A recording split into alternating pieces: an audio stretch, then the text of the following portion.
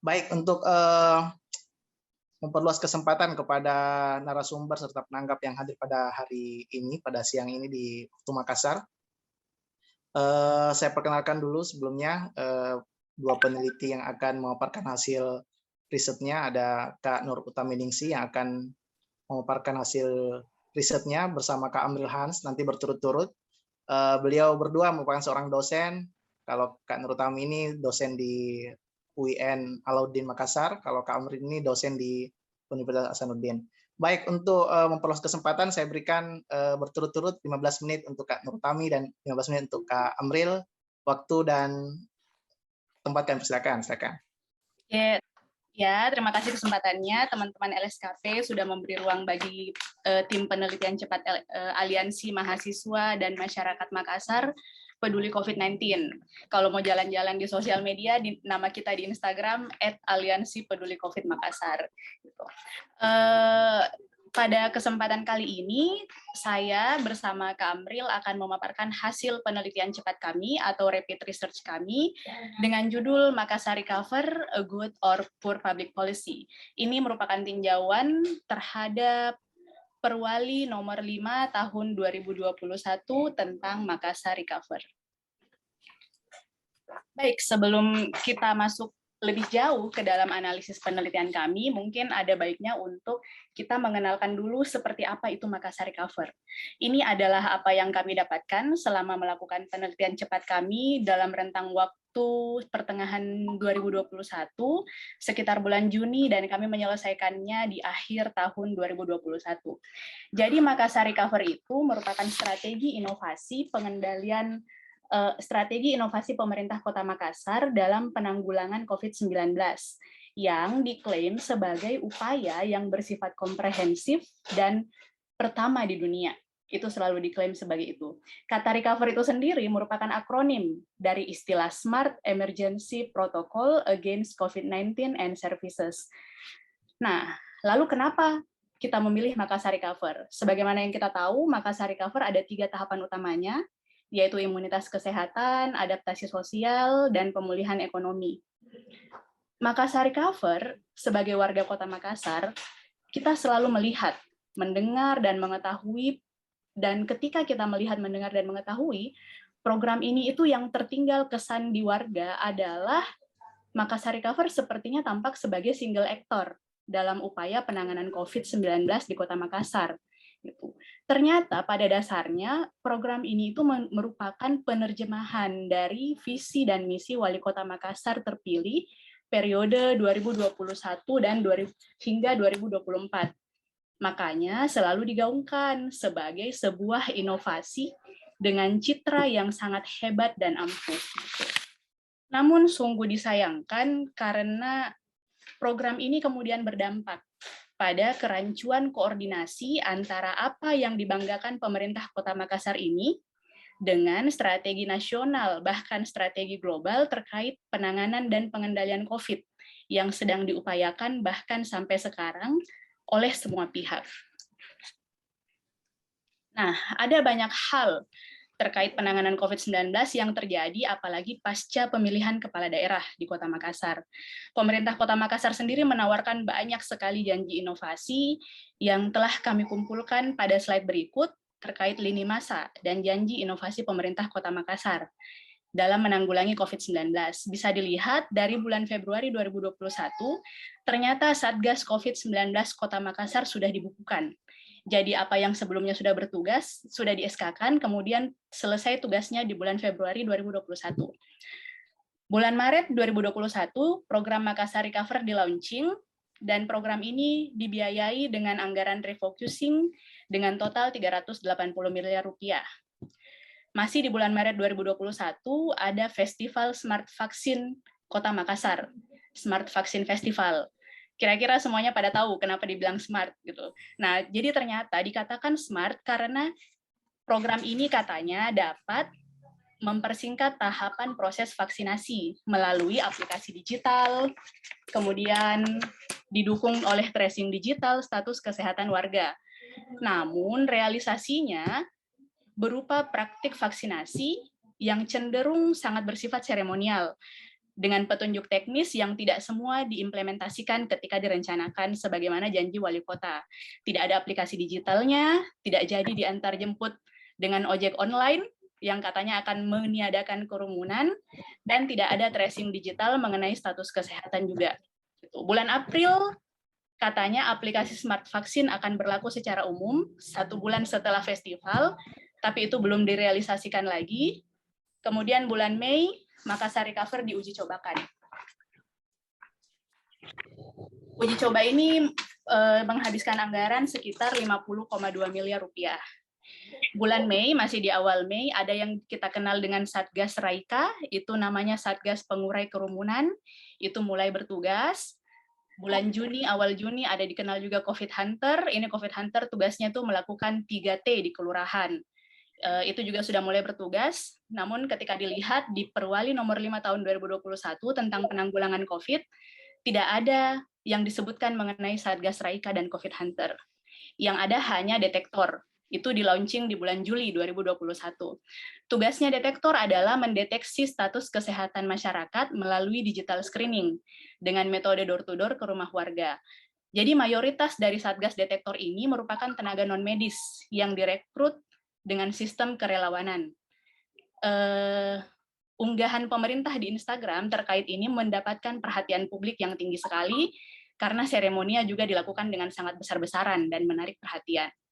Tanggal 10 sampai 12 Juli Satgas Detektor ditugaskan, dan penugasan Satgas Detektor ini menimbulkan reaksi penolakan dari masyarakat karena dianggap berpotensi menyebarkan COVID-19 melalui metode screening kesehatan door-to-door-nya dengan penerapan protokol kesehatan yang tidak sesuai standar. Ini sudah pernah kami diskusi publikan juga. Jadi reaksi warga ini sempat ditanggapi oleh pemerintah melalui satu unggahan sosial media yang menggemparkan pada saat itu karena langsung viral, dengan diksi kami paham, karena itu kami bergerak, kalian tidak paham, karena itu kalian hanya bicara. Namun unggahan ini tuh sudah tidak ada sekarang, sudah ditarik, karena mungkin disadari mengandung diksi yang tidak ramah. Gitu. Selanjutnya, selain itu juga sempat ada ancaman yang dilontarkan oleh wali kota terhadap warga yang menolak kunjungan detektor. Hal ini sebenarnya bertentangan juga dengan Undang-Undang Nomor 25 Tahun 2009 tentang pelayanan publik, yang mana setiap warga negara berhak atas pelayanan publik dari pemerintah. Pada 10 sampai 12 Juli 2021, pada saat Satgas Detektor bertugas, ada yang dijanjikan terkait aplikasi registrasi kependudukan Makassar Recover. Aplikasi ini digunakan untuk mendaftarkan status kependudukan warga setelah melalui screening oleh detektor. Barcoding itu merupakan hasil dari proses registrasinya. Namun, hingga penelitian ini selesai pada bulan September sampai Oktober, belum ada kami temukan aplikasi yang bisa diakses warga terkait screening kesehatan Makassar Recover-nya. Kemudian akhirnya tanggal 12 Juli Satgas Detektor dievaluasi karena reaksi penolakan masyarakat dan beberapa keluhan terkait sistem aplikasi yang belum maksimal. Pemerintah Kota Makassar kemudian melakukan evaluasi terhadap aktivitas detektor, dan hasilnya adalah Satgas akan dilakukan pembekalan kembali kepada Satgas Detektor, dan hingga penelitian ini selesai lagi bulan September sampai Oktober, belum ada tindak lanjut dari evaluasi tersebut, yakni pembekalan kembali Satgas Detektor. Tanggal 12 Juli, karena sudah dievaluasi, makanya Satgas Detektor dibebas tugaskan. Dan katanya, kata beberapa detektor, kami bebas tugas karena menunggu arahan wali kota yang sedang memperbaiki sistem yang ada. Kemudian isu itu diam, tidak terdengar lagi, hingga bulan Agustus ada peluncuran isolasi apung, KM Sini. Peluncuran isolasi apung ini, di sini pemerintah menjadi tempat bagi pasien OTG COVID-19 di Kota Makassar. Direncanakan KM Sini ini dapat menampung sekitar 804 pasien, yang mana upaya peluncurannya kemarin dilakukan secara live di salah satu TV nasional, mengundang Iwan Fals. Nah, tanggal 19 Agustus 2021, ada kebijakan lagi dari pemerintah terkait kebijakan 1 lurah 1 pasien per hari untuk isolasi apung. Jadi Wali Kota Makassar membuat kebijakan itu dengan memerintahkan lurah membawa satu orang lurah membawa satu pasien OTG per hari untuk dirawat di KM Umsini dalam program isolasi apung dengan ancaman akan pemberhentian jika dianggap tidak menjalankan tugasnya dengan baik. Bahkan tanggal 23 Agustus ini sampai dijadikan sayembara jabatan. Katanya siapa yang bawa pasien bisa dapat jabatan lurah, dan akhir penelusuran kami tanggal 20 September 2021, tepatnya 1,5 bulan beroperasi, isolasi apung KM Umsini selesai. Dan selama beroperasi selama 1,5 bulan, KM Umsini berhasil merawat total pasien OTG sebanyak 275 orang, dengan menghabiskan anggaran sekitar 2,5 miliar dalam waktu 1,5 bulan. Baik, semua informasi tersebut kami dapatkan dari penelusuran kami di website resmi pemerintah, sosial media, observasi, dokumentasi pemberitaan terkait penanggulangan COVID, dan wawancara virtual dengan pihak-pihak terkait. Jadi ada hal menarik terkait tantangan yang kami lalui selama melakukan penelitian ini, yaitu kami sangat sulit mendapatkan informasi yang jelas, edukatif, dan terkini terkait upaya penanggulangan COVID dari website pemerintah. Jadi kami gambarkan sendiri di slide ini, terdapat beberapa menu informasi tentang yang ada di website pemerintah. Ada yang rancu yang kami temukan, bahwa ternyata ada link lain terkait... Silahkan, Nak. Maaf. Ada link lain terkait ini, yaitu www.infocorona.makassar.go.id yang juga memuat info terkait COVID-19. Dan menurut kami, tim peneliti, website ini sih lebih informatif karena memuat data terkini.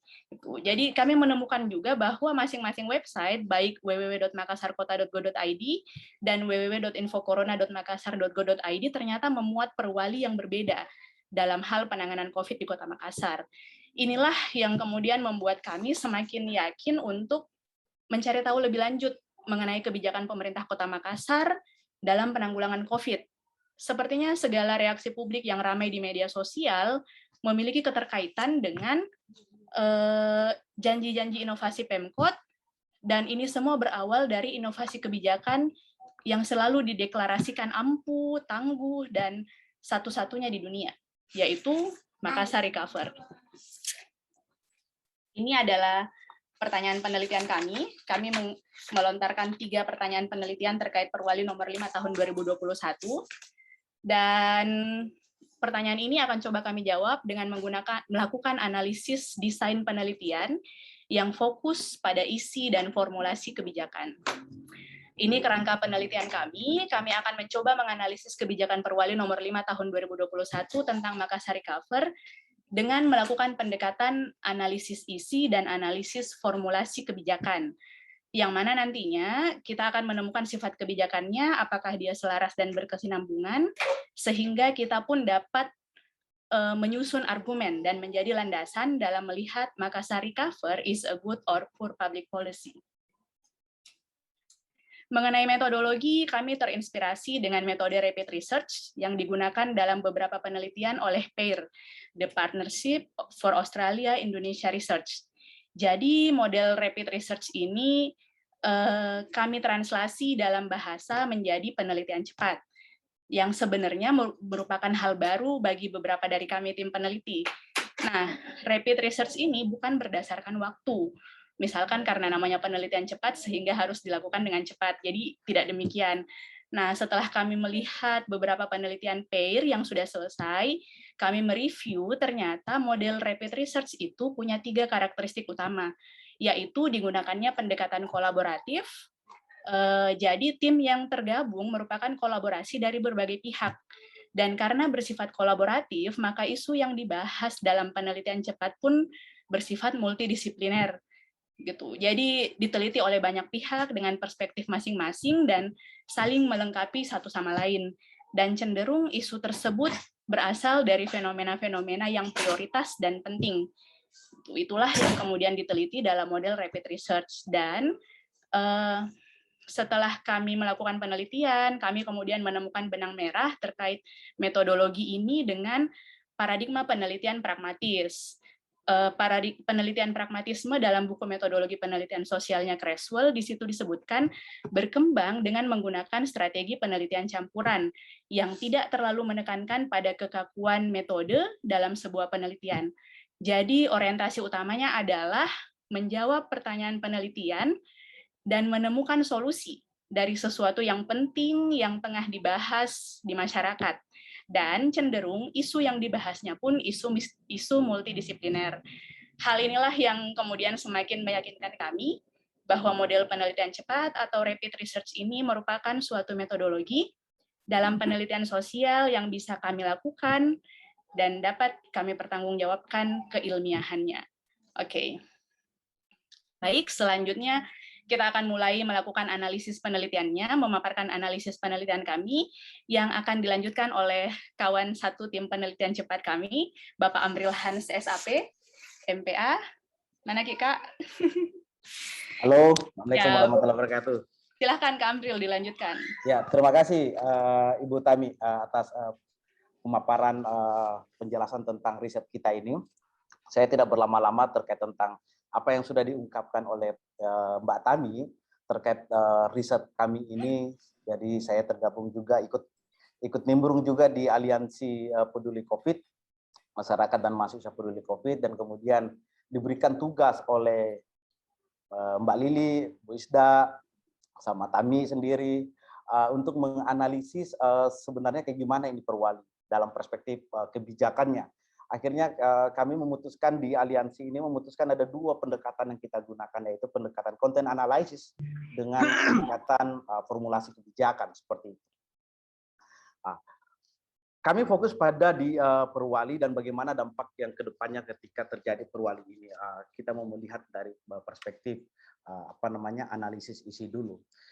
Perwali nomor 5 ini hadir karena untuk menjawab fenomena COVID. Katanya seperti itu, tetapi ini sudah dijelaskan oleh Bu Tami bahwa ini adalah akronim dari program visi misi Wali Kota Makassar.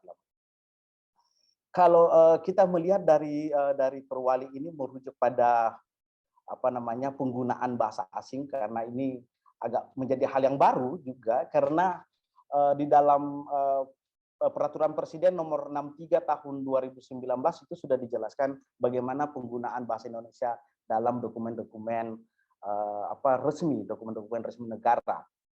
Dalam bab 2 di situ pasal 3 ayat 1 disebutkan bahwa bahasa Indonesia wajib digunakan dalam peraturan perundang-undangan.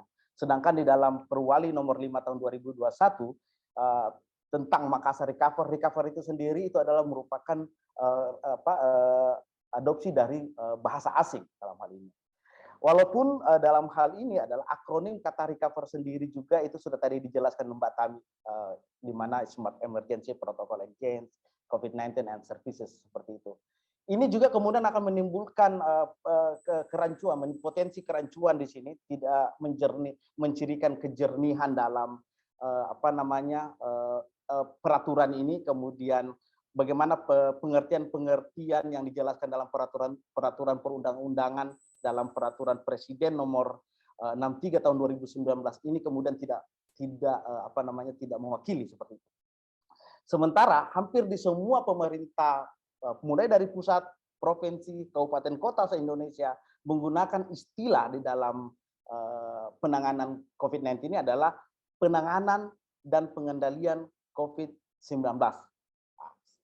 Ini menjadi pembeda ini. Kota Makassar menjadi berbeda, dia menggunakan istilah sendiri di dalam peraturannya untuk mengatasi pandemi COVID dengan istilah Makassar Recover. Kemudian di sini kalau kita mau melihat kembali ke isi dalam peraturan wali kota ini, kita lihat pada pasal 4 ayat 1 terdapat kata master kecamatan. Kalau kita merujuk kembali di pasal 1 di ketentuan umum itu tidak dijelaskan apa itu master kecamatan. Kemudian pasal 4 ayat 2 juga tidak ditemukan kata tim relawan detektor Makassar Recover. Itu tidak dijelaskan juga dalam ketentuan umum pada pasal 1. Sehingga di sini mutu tafsirnya. kita menjadi bingung untuk menafsirkan apakah tim relawan detektor itu adalah bagian dari Satgas COVID atau kemudian tim detektor itu adalah Satpol PP yang ditugaskan untuk menangani COVID-19 di Kota Makassar. Di sini multi tafsir yang kami temukan dalam konten analis. Selanjutnya, ada beberapa penjelasan tidak jelas keberadaannya. Bisa dilihat pada pasal 5 ayat 1 disebutkan tentang adanya pemasangan aplikasi untuk warga Kota Makassar melalui sistem. Ini sistem yang sudah disediakan oleh pemerintah Kota Makassar. Katanya seperti itu, sistem ini sudah disediakan. Namun terakhir penelitian ini kami tuliskan dan kami rapatkan sampai minggu kemarin, pada minggu kedua malah September ini masih terjadi kebingungan di tengah masyarakat tentang aplikasi ini. Aplikasi ini seperti apa sih? Ternyata kita masih bisa melihat sekarang pada perkembangannya aplikasi yang digunakan secara resmi adalah Peduli Lindungi. Nah, lebih lanjut pada ayat 2 bahwa penggunaan aplikasi ini sebagai registrasi kepesertaan. Nah, kita perlu ketahui juga, Makassar itu adalah ibu kota provinsi. Makassar warganya sangat mobilitas, sangat tinggi di Kota Makassar.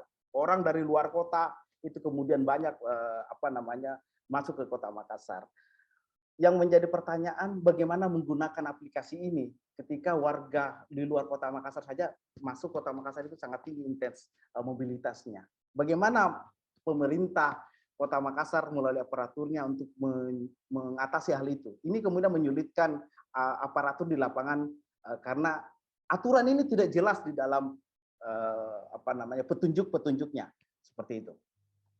Kemudian pada kan tadi sudah dijelaskan oleh Mbak Tami tentang tahapan-tahapan yang dilakukan dalam Makassar Recover ini Perwali nomor 5 tahun 2021.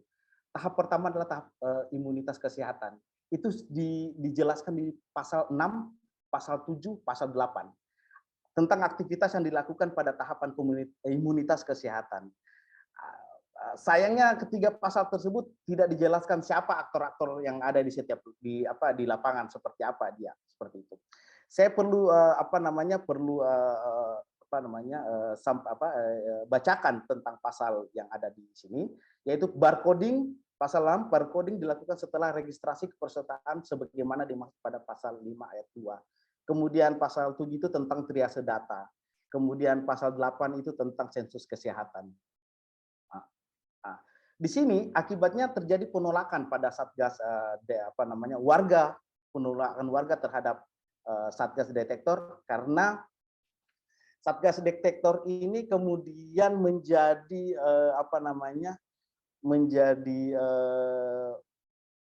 ancaman menurut warga karena itu dipaksakan dilakukan pemeriksaan, mereka berombongan datang ke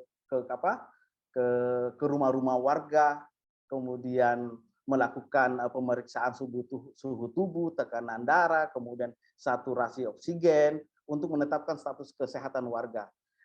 Karena kalau kita lihat bahwa Satgas Detektor itu juga tidak semuanya orang-orang yang berlatar belakang tenaga medis seperti itu. Kemudian 10.000 dari 15.306 Satgas Detektor ini yang tadi saya katakan non medis, dia banyak non medis, sistemnya relawan dan kemudian skill untuk mendeteksi calon pasien atau masyarakat yang terkena dampak COVID-19 ini yang kita ragukan kehandalannya seperti itu. Upaya penanggulangan COVID dari pemerintah Kota Makassar ini cenderung memberikan kecemasan pada warga yang sedang berusaha untuk prokes. Di sinilah kemudian terjadi resisten warga terhadap program-program yang tertuang di dalam Perwali ini. Kemudian yang menjadi pro kontra juga adalah penggunaan detektor ini yang digunakan oleh pemerintah Kota Makassar, yaitu Genos untuk mendeteksi COVID-19. Salah satu aktivitas dalam tahapan imunitas kesehatan yaitu pemeriksaan kesehatan menggunakan Genos. Prosedur ini disebutkan pada pasal 7 ayat 1 bagian keempat tentang triase data. Namun pro kontra terkait tentang Genos ini mendorong pemerintah pusat untuk mengevaluasi penggunaan alat ini, karena kan kita ketahui bahwa Genos juga dalam mendeteksi terkait tentang yang terdampak COVID ini juga masih dipertanyakan. Akhirnya pemerintah pusat itu kemudian mencabut penggunaan Genos sebagai bagian dari tracking kesehatan untuk warga. Ada 3 alasan kenapa pemerintah itu mencabut. Pertama, akurasi data yang dinilai rendah karena cenderung menghasilkan status negatif palsu, tanda petik. Kemudian menggunakan alat screening ini daripada hanya memiliki izin edar dari darurat COVID-19 yang kemudian kemampuan Genos ini diragukan karena dianggap tidak mendeteksi virus, tetapi hanya gas dari udara yang kemudian dihembuskan oleh beberapa ahli biologi molekuler. Nanti mungkin dari dari peserta di sini kemudian yang mungkin paham terkait tentang ini bisa menambahkan terkait kenapa misalnya Genos tidak diberlakukan lagi. Kemudian masih terkait tentang analisis isi, yaitu barcode untuk warga yang beraktivitas di Makassar. Pada pasal 9 sampai pasal 15 mengatur tentang adaptasi sosial. Yang ini merupakan tahapan kedua. Nah, warga diwajibkan menggunakan barcode yang diperoleh dari tahapan registrasi kepesertaan. Yang dimaksud pada tahap kesehatan untuk untuk beraktivitas di Kota Makassar, termasuk warga yang berasal dari luar Kota Makassar. Ini yang kemudian tadi masih diragukan karena aplikasi yang dijanjikan itu tidak ada. Dalam pelaksanaannya kemudian ini bagaimana untuk membarcode itu juga menjadi pertanyaan. Aplikasi ini dijanjikan juga sampai saat ini belum ada, dan itu yang kemudian kami lihat adalah kegagalan-kegagalan dalam program-program ini. Kemudian model komunikasi Pemkot Kota Makassar yang sifatnya sedikit mengancam dalam hal ini. Ada beberapa temuan-temuan yang kita peroleh di dokumen-dokumen media yang kemudian Wali Kota Makassar dalam pernyataannya kepada media massa mengatakan bahwa warga Kota Makassar tidak akan mendapatkan pelayanan publik dari pemerintah Kota Makassar bila tidak memiliki barcode.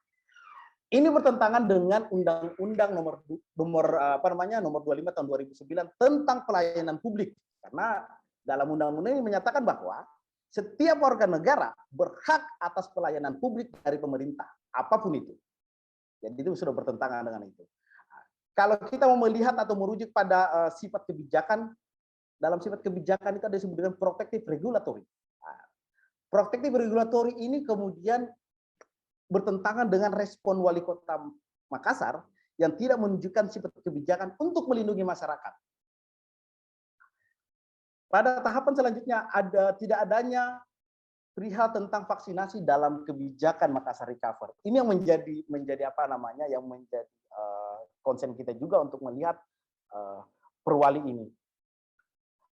Baik di perwali nomor 5 tadi yang kami sebutkan maupun buku panduan, karena ada buku panduan terkait tentang Makassar Recover ini tidak menjelaskan atau mencantumkan vaksinasi dalam regulasi tersebut. Ini yang menjadi pertanyaan. Karena dalam WHO, pemerintah pusat menjadikan sebagai syarat utama untuk menciptakan imunitas pada masa pandemi ini adalah vaksinasi. Pada perwali ini, khususnya pada bab 4 tentang imunitas kesehatan, tidak ditemukan kata vaksin atau kata vaksinator di dalam perwali tersebut. Seharusnya pemerintah Kota Makassar melalui program Makassar Recover wajib mencantumkan vaksinasi sebagai solusi utama untuk mencapai herd immunity. Karena untuk mencapai herd immunity adalah yang vaksinasi. Tapi dalam perwali ini tidak ada namanya vaksinasi maupun vaksinator. Kemudian dalam perwali ini juga tidak adanya rancangan yang jelas tentang vaksinasi dalam program Makassar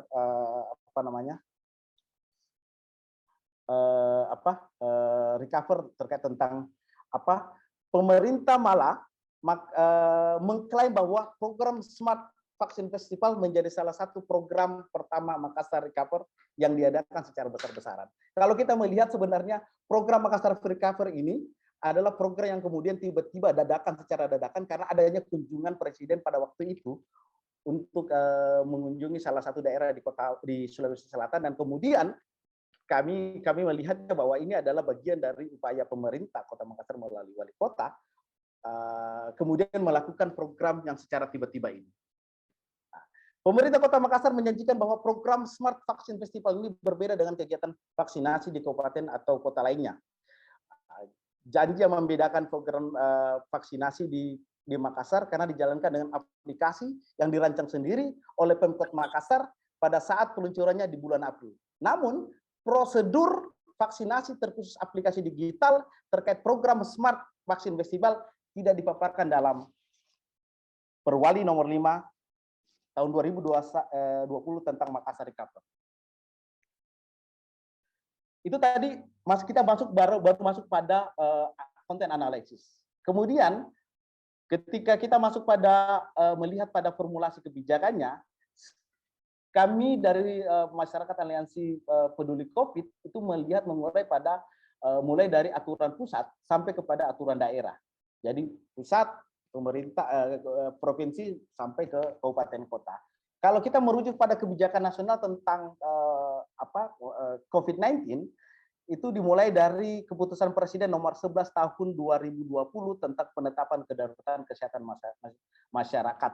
Itu kemudian karena di awal-awal tahun 2020 di bulan Januari atau Februari untuk mengatasi bagaimana COVID ini. Pada masa itu belum dikatakan sebagai pandemi.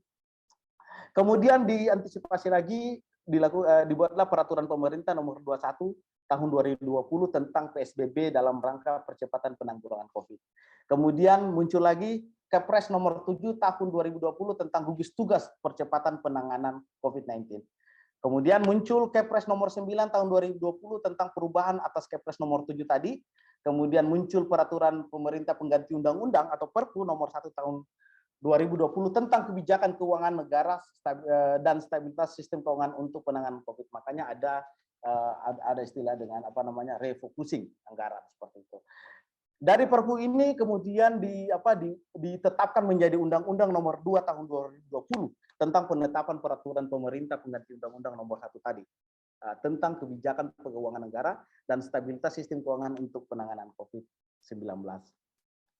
Kemudian dari peraturan-peraturan pusat, kita lihat karena ini kan kondisinya ada di Sulawesi Selatan, kami melihat juga peraturan atau regulasi-regulasi yang ditetapkan atas respon dari pemerintah pusat. Dalam hal ini di Provinsi Sulawesi Selatan. Peraturan Gubernur nomor 22 tahun 2020 tentang pedoman pelaksanaan pembatasan sosial berskala besar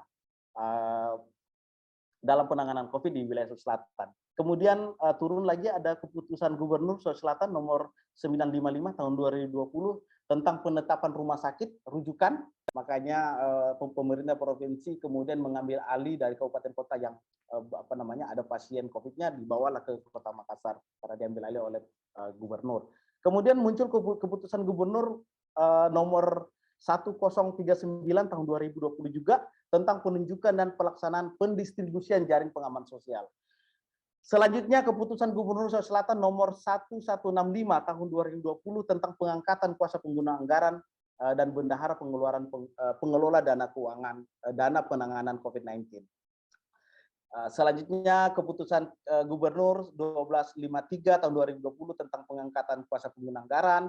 Kemudian keputusan Gubernur nomor 1400 tahun 2020 tentang penetapan koordinator dan tim pengendalian program wisata duta COVID. Selanjutnya keputusan Gubernur 14 izin Kamril, siap dipersingkat ya 3 menit lagi. Ya, oke. Siap.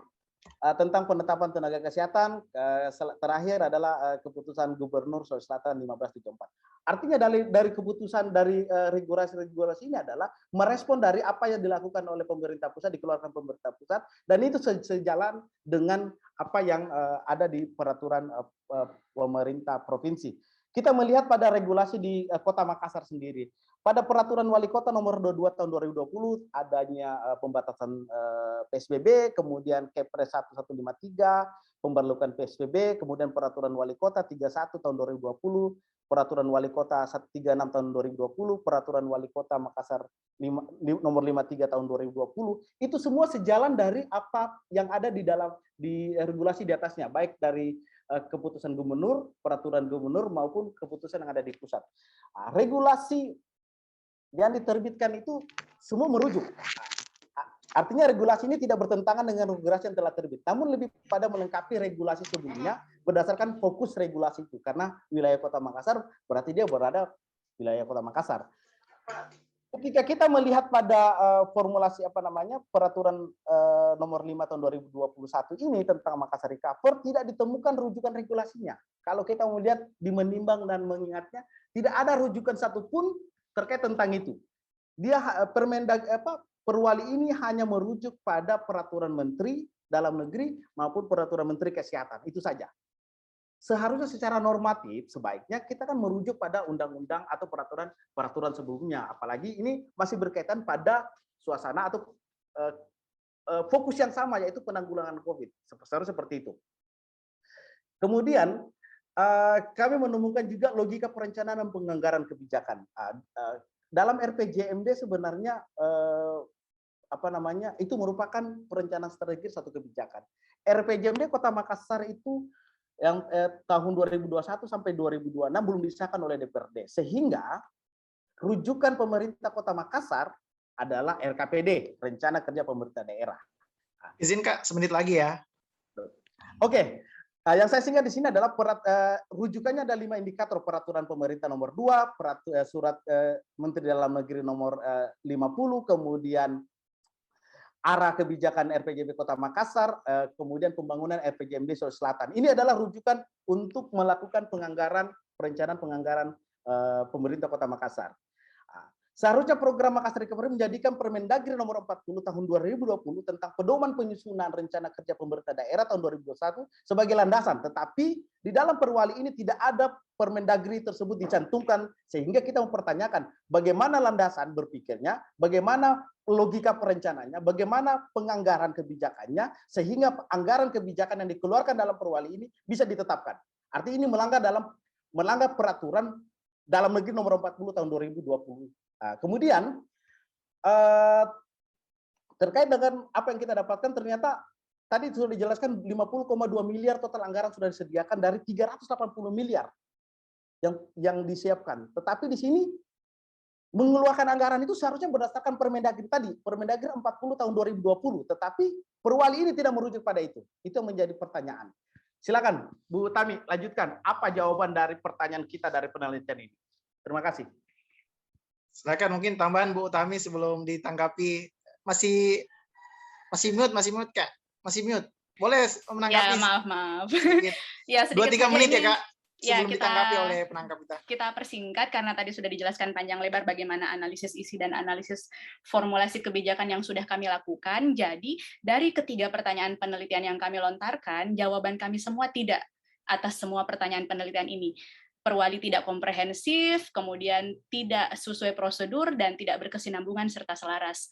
Kesimpulan kami adalah desain kebijakan program Makassar Recover, sebagaimana yang dijelaskan dalam Perwali nomor 5 tahun 2021, merupakan bentuk pure public policy bila ditinjau sebagai suatu strategi penanggulangan COVID di Kota Makassar. Nah, argumen pure public policy ini berdasar pada 4 hal besar. Ini poin utama yang dijelaskan panjang lebar tadi sama Kak Amril, dari analisis isi dan formulasi kebijakan, bahwa isi kebijakan ini multitafsir. Kemudian kebijakan ini cenderung tidak menjawab masalah utama dalam upaya penanggulangan COVID, formulasi kebijakannya tidak sesuai dengan prosedur standar perumusan kebijakan, apalagi acuan regulasi dan landasan penganggaran, serta adanya bahasa asing yang digunakan dan melanggar peraturan pada bagian perihal kebijakan. Ini temuan-temuan kami, poin-poin penting dari analisis tadi yang sudah dijelaskan, temuan-temuan kami semua ada di sini, sehingga bisa menutup penelitian ini dengan argumen utama bahwa dinamika perkembangan penanganan COVID-19, terlebih di masa Indonesia masuk pada gelombang kedua pada saat kita melakukan penelitian ini, tidak diakomodir dengan baik dalam produk kebijakan publik Perwali nomor 5 tahun 2021 dan dokumen pendukungnya, yaitu buku panduan Makassar Recover. Jadi kita bisa lihat adanya obsesi pemerintah Kota Makassar terhadap inovasi menyebabkan pemerintah terjebak pada keinginan untuk memperkenalkan program yang dianggap canggih, terkini, dan menawarkan berbagai terobosan inovatif. Sayangnya ketika dijalankan dan ketika dilihat apalagi desain, isi, dan formulasinya, program tersebut justru mengundang pro kontra yang tidak memenuhi syarat lahirnya sebuah inovasi, yaitu punya manfaat yang lebih baik seperti mengurangi biaya, meningkatkan efisiensi, dan efektivitas pelayanan. Oke, sekian pemaparan presentasi kami untuk hasil penelitian. Terima kasih semua atas perhatiannya.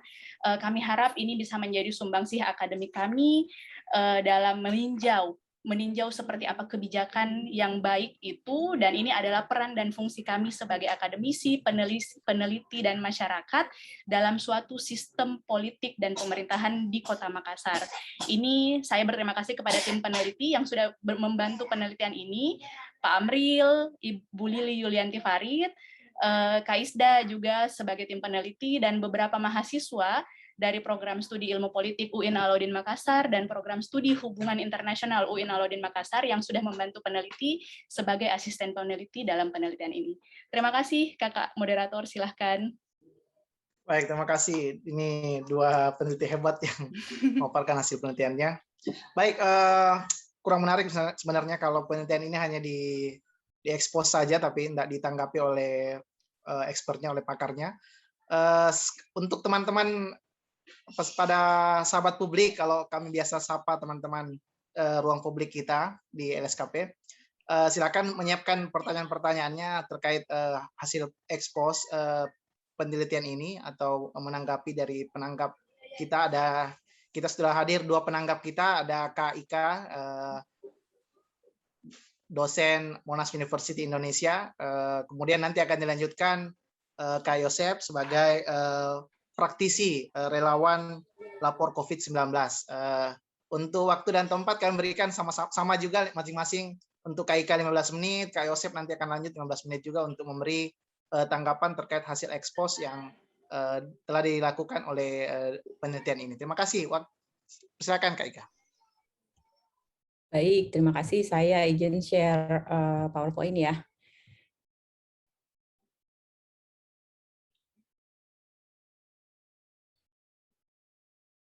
Oke, Assalamualaikum warahmatullahi wabarakatuh. Selamat siang teman-teman semuanya. Sebelum mulai, saya mau ucapkan selamat ya untuk tim peneliti. Luar biasa sekali temuannya, sangat komprehensif, dan harusnya ini presentasinya di kantor wali kota ini, gitu ya. Ini masukan yang sangat berharga kalau kita dari perspektif pembuat kebijakan, gitu ya. Dan ini kerja yang sangat keras. Jadi selamat sekali lagi untuk teman-teman.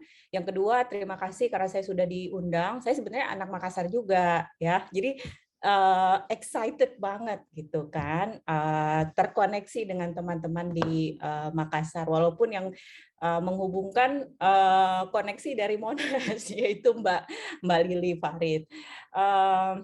Baik, saya dosen di program Public Policy dan Management. Ini di background saya adalah kampus Monash University di BSD. Jadi per Oktober kemarin kita sudah menerima mahasiswa angkatan pertama khusus untuk master. Kita ada jurusan Data Science, Business and Innovation, Public Policy, dan Urban Planning. Tahun depan akan ada Public Health. Jadi mungkin tahun depan bisa undang teman saya yang dari Public Health untuk kita diskusi sama-sama. Baik, saya langsung saja ya. Jadi setelah membaca laporan dari teman-teman, yang saya rasakan kuat sekali adalah apa yang mau saya presentasikan hari ini, gitu ya. Barangkali mungkin saya tidak akan membahas secara dalam spesifik ke unit-unitnya, karena tadi apa yang disampaikan dua tim peneliti tadi udah luar biasa, gitu ya. Rasanya udah cukup sekali. Baik. Nah, jadi pas saya baca gitu ya, saya baca laporannya, saya lalu berpikir, Makassar Recover ini inovasi untuk siapa sih gitu ya. Nah, karena ini ada kata-kata smart innovation gitu ya. Jangan salah, ini juga kita juga punya jurusan business and innovation gitu. Jadi memang 10 tahun mungkin sejak 2010 ya, inovasi ini kan menjadi kata-kata yang harusnya ada di mana-mana gitu kan, smart innovation. Cuma barangkali ini agak telat ngikutin tren karena sekarang berganti lagi, misalnya lebih ke arah sustainability gitu ya. Jadi harusnya udah mulai ditambahkan lah kata-kata atau tema-tema seperti itu. Nah, ini saya barangkali ini sudah disampaikan tadi gitu ya. Jadi ini adalah poin-poin penting dari kajian tersebut. Lalu saya garis bawahi terakhir juga Mbak Utami tadi ya bilang ada obsesi terhadap inovasi. Ini barangkali janji-janji politik ya, barangkali. Karena saya nggak khusus mengikuti. Nah, lalu bagaimana sih sebenarnya kebijakan publik gitu ya, khususnya berkaitan dengan penanganan COVID. Nah, pada pembuatan kebijakan yang tradisional gitu ya, biasanya memang prosesnya itu cenderung linier gitu ya. Jadi dari memetakan masalah, menganalisis potensi-potensi solusi, lalu desain dan implementasi gitu. Namun kesininya gitu ya, proses pembuatan kebijakan publik ini mendapatkan tantangan karena sebenarnya sistem di masyarakat itu sangat kompleks gitu ya. Jadi tidak bisa lagi yang linear, tapi harus ada partisipasi masyarakat. Nah, pada sistem yang kompleks gitu ya, utamanya public policy, ini intervensi yang niatnya baik sekalipun gitu ya, atau tujuannya untuk inovasi smart Makassar gitu barangkali, ini seringkali memang ada konsekuensi negatif. Ada juga barangkali konsekuensi positif ya, tapi kecenderungannya ada konsekuensi negatif yang tidak diduga atau tidak diinginkan. Bahasa Inggrisnya gitu, saya gara-gara ini ada kritik terlalu sering menggunakan bahasa Inggris, jadi saya pas bikin slide tadi pengen bahasa Indonesia semua. Jadi bahasa Inggrisnya adalah unintended consequences. Jadi itu yang sekarang perlu difikirkan gitu ya. Jadi kalau membaca laporan teman-teman, nilai publik apa sih gitu kan yang pengen diangkat gitu, karena sebenarnya government ini ketika membuat public policy tentu dia ada value, civic value, public value yang sebenarnya mau diangkat. Nah, kalau saya baca tadi banyaknya di inovasi, tapi yang perlu juga kita tekankan utamanya dalam penanganan COVID adalah give no harm to people ya, atau kita tidak menyakiti orang lain atau menyakiti orang lain itu paling minimal gitu ya. Nah, jadi ini yang akan barangkali saya bahas karena akhirnya gitu ya kecenderungan itu mengharuskan sekarang para pembuat kebijakan untuk menggunakan design thinking strategy. Kenapa design thinking strategy? Ini karena kalau misalnya designers gitu ya, dia mau membuat sesuatu, itu dia setidaknya melewati 5 tahap. Pertama adalah dia mengobservasi target groups-nya secara dengan empati yang kuat gitu ya. Mengobservasi dengan empati, lalu habis itu mencoba mengidentifikasi masalahnya, kira-kira bikin apa solusinya atau apa policy-nya gitu ya. Lalu biasanya ada kita bikin namanya prototype. Ya, jadi kalau kita mau bikin, kita desain sesuatu gitu ya. Misalnya kita desain sepatu, desain apa, kita bikin prototipenya dulu gitu kan, baru kita uji cobakan. Nah, konsep-konsep ini coba diimplementasikan atau diadopsi dalam konteks pembuatan kebijakan. Jadi harus ada apa? Nah, ini saya ambil dari artikel rekan saya di Monash, namanya Profesor Mintrom. Nanti teman-teman boleh cek juga. Nah, tahapan yang pertama gitu ya dalam membuat kebijakan publik adalah pemindaian lingkungan atau sebenarnya environmental screening gitu ya. Jadi di sini adalah tahap kita memahami tren gitu ya. Apa sih yang terjadi di masyarakat gitu ya. Fungsinya memang adalah untuk mengisi knowledge gap dari para pembuat kebijakan atau analis kebijakan gitu ya. Nah, lalu kita memastikan di sini kita punya holistic understanding gitu ya. Jadi secara makro kita sudah paham apa yang terjadi di masyarakat. Lalu yang kedua ini adalah observasi partisipan ya. Di sini sebenarnya kita mau melihat bagaimana permasalahan itu dalam konteks kehidupan manusia gitu ya. Sehari-harinya seperti apa sih gitu ya permasalahan ini pada setiap individu. Tujuannya di step kedua ini adalah sebenarnya memastikan memastikan marginalized people atau orang-orang yang termarginalkan ini sebenarnya kita bisa tampung permasalahannya juga atau kita memahami konteksnya gitu ya. Nah, lalu yang ketiga, setelah kita punya pemahaman secara makro, lalu kita melihat ke permasalahan di individu, lalu kita melihat bagaimana sih sebenarnya ruang, kita membuka ruang untuk dialog. Karena biasanya gini teman-teman, kalau kita sudah membuat kebijakan, apalagi yang sifatnya di sini service layanan publik gitu ya, itu kan biasanya kita membatasi pilihan orang-orang gitu ya. Misalnya kalau kita mau bikin KTP gitu ya, itu kan ada pilihannya. Ini cuma bisa ini, bisa ini, bisa ini, bisa ini enggak gitu kan. Saya ternyata kayak gini. Nah, itu kan berarti nanti akan ada adjustment atas opsi-opsi yang sudah kita bikin. Nah, adjustment itu kita bisa antisipasi di awal dengan sebenarnya kita membuka ruang untuk berdialog, ruang untuk belajar gitu ya, ruang untuk pembelajaran.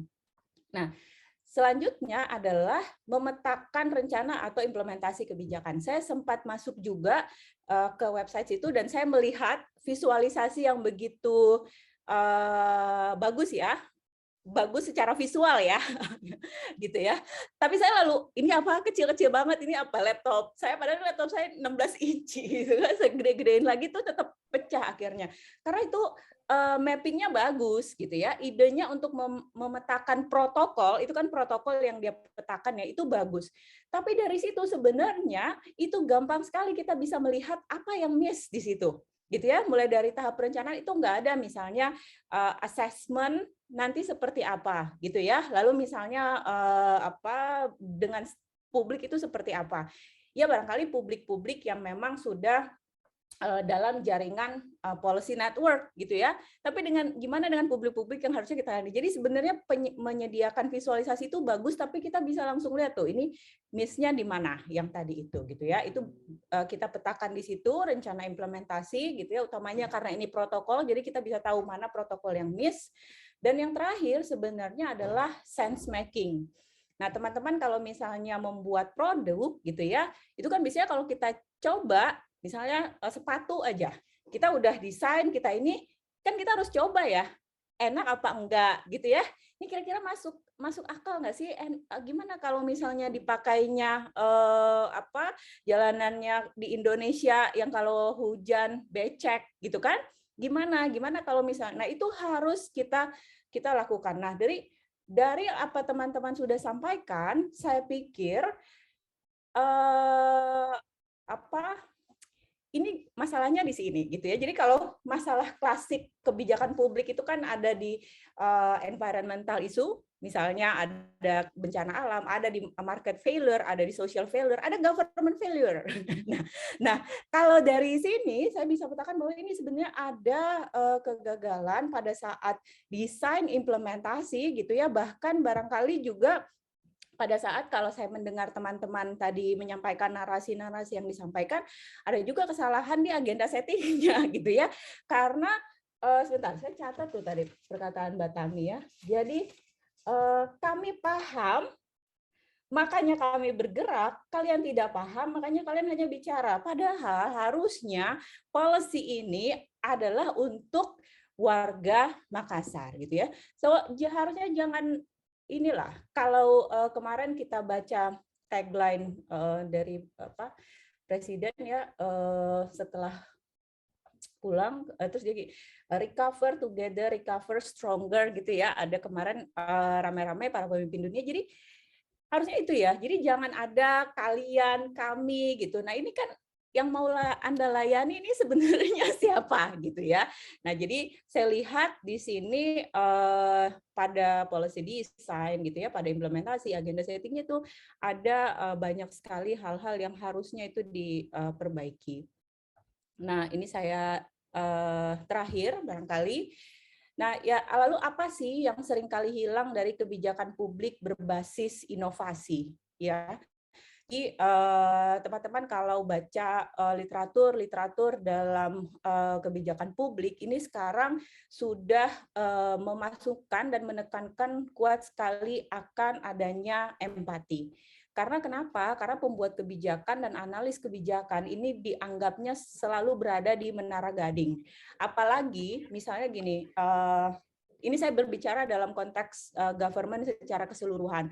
Harusnya kan ada ya proses di mana kita mendengarkan stakeholders, para pemangku kepentingan gitu kan. Tapi kan biasanya yang diundang adalah stakeholders yang memang udah berada dalam jaringannya dia yang udah nggak ada masukan yang berarti ya. Padahal harusnya yang diundang nih teman-teman yang sudah memang punya research base. Jadi masukannya udah berdasarkan penelitian gitu ya, udah dipublikasikan juga dan ini memang sangat diperlukan.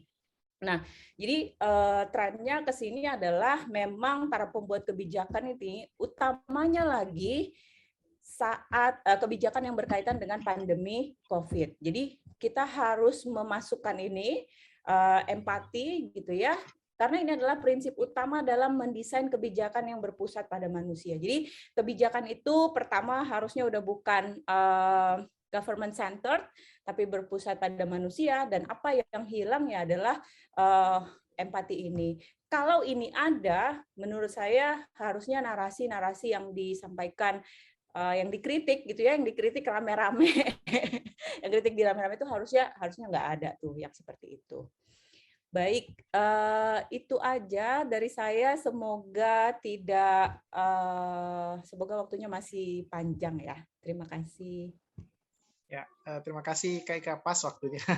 Silakan Kak Yosep dilanjut. Oke, terima kasih Bapak Ibu semuanya.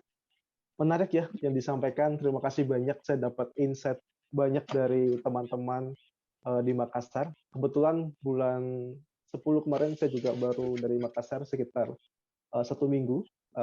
Ada riset juga di sana terkait sosial masyarakat di sana. Jadi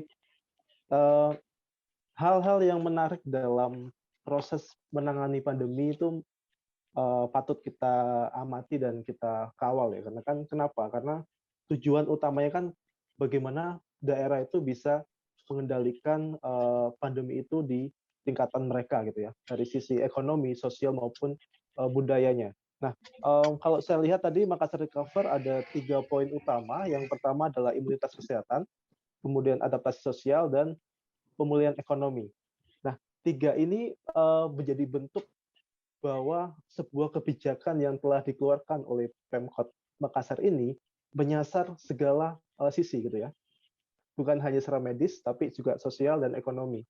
Artinya harus hati-hati karena paket kebijakan yang besar seperti ini mungkin kita lihat mungkin selevel kota, tapi berapa juta orang di situ yang akan dikenai oleh regulasi itu gitu. Nah, saya mencatat ada 3 peran penting ya dalam satu kebijakan publik, bagaimana kita bisa mengukur apakah suatu regulasi ini baik atau tidak.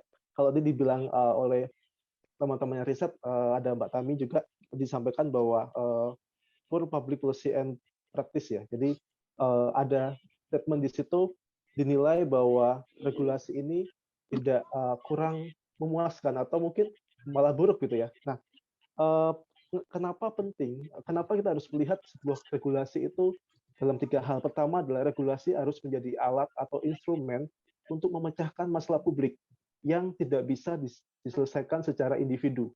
Artinya, sebuah kebijakan harus melihat secara komprehensif dan memayungi, tidak hanya 1-2 kelompok saja. Kalau kita lihat di sini yang menjadi sasaran adalah masyarakat.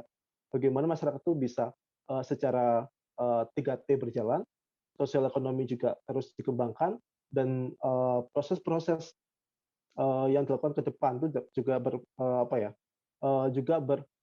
berpedoman pada satu mekanisme yang baik.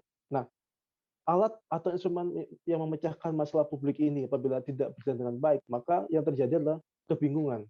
Nah, saya lihat juga tadi juga beberapa temuan yang disampaikan oleh Mbak Tami dan teman-teman, ada beberapa hal yang membingungkan gitu ya, yang ditemukan di tingkatan lapangan gitu. Mungkin secara regulasi pun juga tadi disampaikan ada, kalau saya catat ada ini ya, 4 hal ya, multitafsir, kemudian masalah utama, kemudian acuan regulasi sebelumnya juga tidak jelas, dan kemudian penggunaan bahasa asing. Nah, kalau kita dari 4 saja, satu saja bahasa asing itu saja kadang susah untuk dipahami gitu kan. Alih-alih menggunakan bahasa asing, kenapa tidak menggunakan bahasa daerah di Makassar gitu. Nah, itu contoh bahwa sebuah regulasi itu harusnya menjadi instrumen memecahkan masalah publik. Kalau dari penggunaan bahasa saja, saya kasih contoh bahasa asing tadi ya. Kalau penggunaan bahasa saja itu sudah tidak jelas, bagaimana masyarakat bisa menerima atau secara tidak langsung tuh friendly, gitu kayak ramah di telinga gitu. Bayangkan teman-teman mungkin banyak sekali kelompok masyarakat di Makassar mendengar kata Makassar recover. Kata recover saja mungkin tidak sebagian orang bisa paham apa itu recover. Bahkan kata kebijakan, nah itu saja mungkin sudah tingkatannya lebih tinggi daripada aturan gitu ya. Nah itu contoh-contoh bahwa sebuah kebijakan itu adalah alat atau instrumen untuk memecahkan masalah publik. Kalau dari situ saja sudah tidak jelas, maka tentu tujuan akhirnya juga kita pertanyakan gitu. Nah yang kedua adalah kebijakan publik itu memiliki makna transformatif. Artinya apa? Membawa perubahan. Perubahan itu bisa baik, bisa buruk gitu ya. Nah, kalau saya lihat sendiri di lapor COVID sendiri kita juga pengamatan beberapa lokasi bahkan nasional ya kita. Nah, kita sempat menilai Makassar ini bagaimana untuk pelaporan datanya gitu ya. Kalau secara singkat di COVID gitu ya. Nah, kami melihat bahwa ada 2 hal utama yang menjadi pekerjaan rumah dari Pemkot Makassar ini. Nah, sebentar saya buka dulu. Oke, yang pertama adalah ternyata dari sisi data sendiri, Kota Makassar ini belum menampilkan data historisnya. Jadi kalau kita mau pengamatan data historis mungkin COVID-19 dari tahun kemarin, itu susah didapatkan. Yang kedua adalah Pemkot Kota Makassar belum menyediakan format unduhan file atau data yang ramah diunduh gitu. Nah, artinya apa? Kalau kita bicara makna transformatif, ada perubahan yang ingin dicapai menjadi sesuatu yang jauh lebih baik, kita cek dulu apakah mekanismenya sudah dipermudah atau tidak.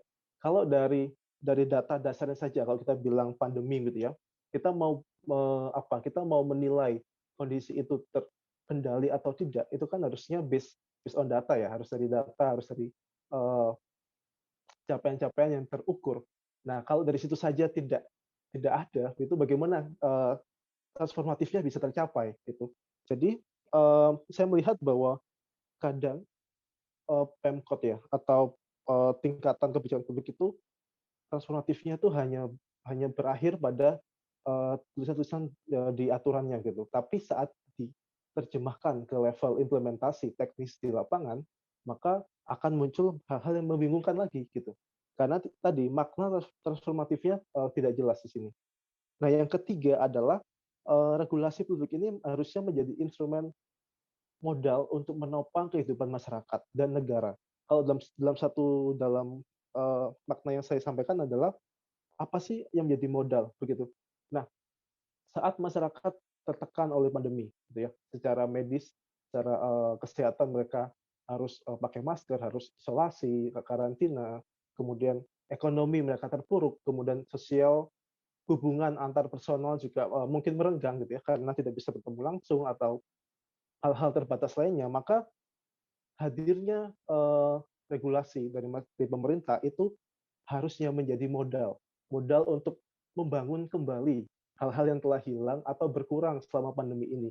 Bukan lagi membawa masyarakat ke satu kondisi yang berbahaya. Contohnya adalah tadi saya juga baca-baca hasil risetnya, ternyata ada sekitar 10.000 relawan dan 5.300 tenaga kesehatan yang harus datang ke rumah, door to door. Nah, kalau kita bilang regulasi harusnya menjadi modal pembaruan masyarakat, maka tentu ini agak kontradiktif ya, karena di saat pandemi, saat varian Delta waktu itu di bulan Juli 2021 sedang naik, kok malah meminta 10.000 relawan, 15.000 orang artinya plus tenaga kesehatan harus hadir ke setiap rumah.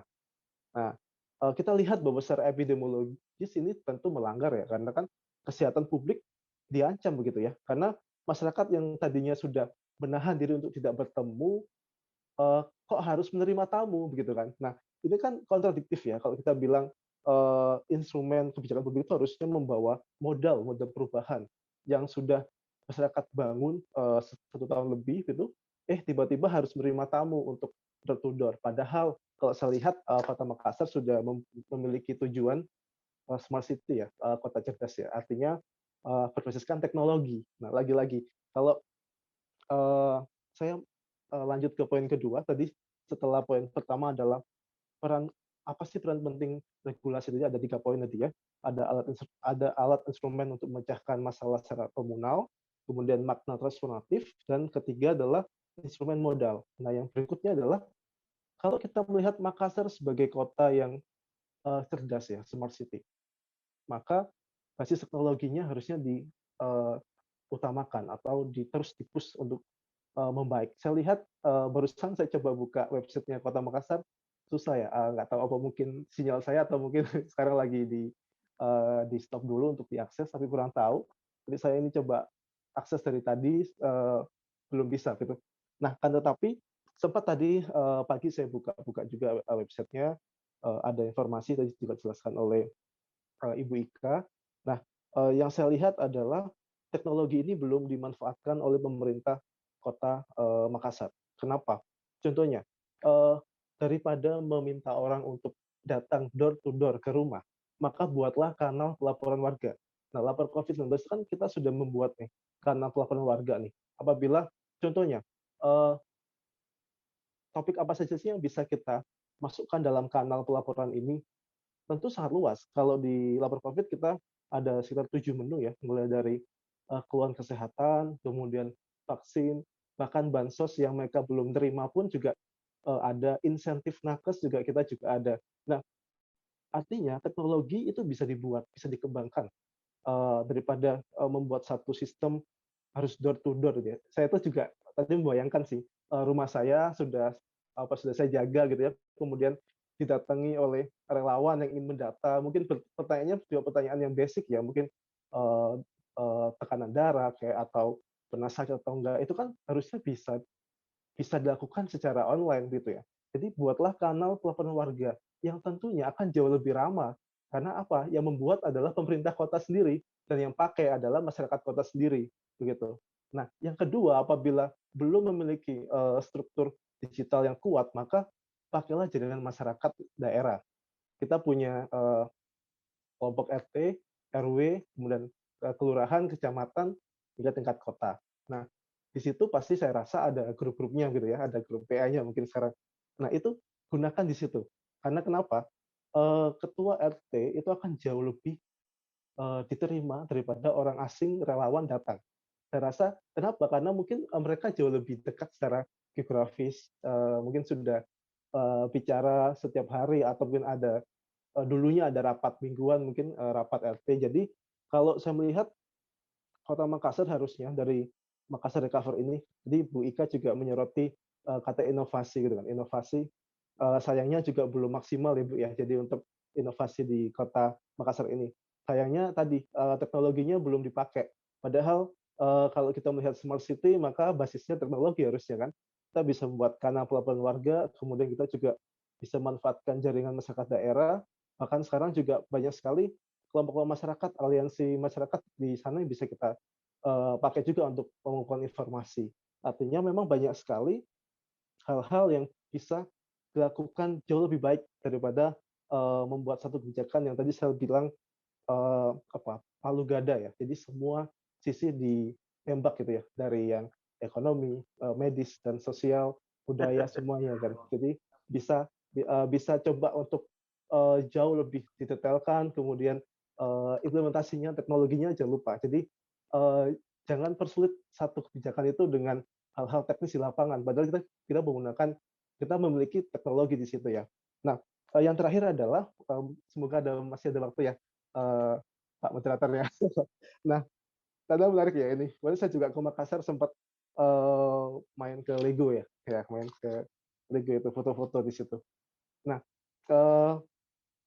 di lapor COVID sendiri kita contoh penggunaan teknologi ya. Di lapor COVID kita juga memiliki Rumah Sehat Rakyat RSR. Ini kemarin juga kita baru saja launching sekitar bulan kalau nggak salah September atau Oktober kemarin. Itu apa sih? Itu platform rumah sehat rakyat. Untuk apa? Untuk memantau pasien COVID-19 yang tanpa gejala dan gejala ringan. Kenapa? Basisnya adalah dulu kita melihat bahwa banyak sekali kematian pasien saat isoman. Nah, saat di rumah tidak bisa akses ke rumah sakit. Nah, itu kan alih-alih kita meminta relawan 10.000 datang untuk ke door to door, ya kita gunakan teknologi untuk apa? Ya untuk memantau mereka setiap hari.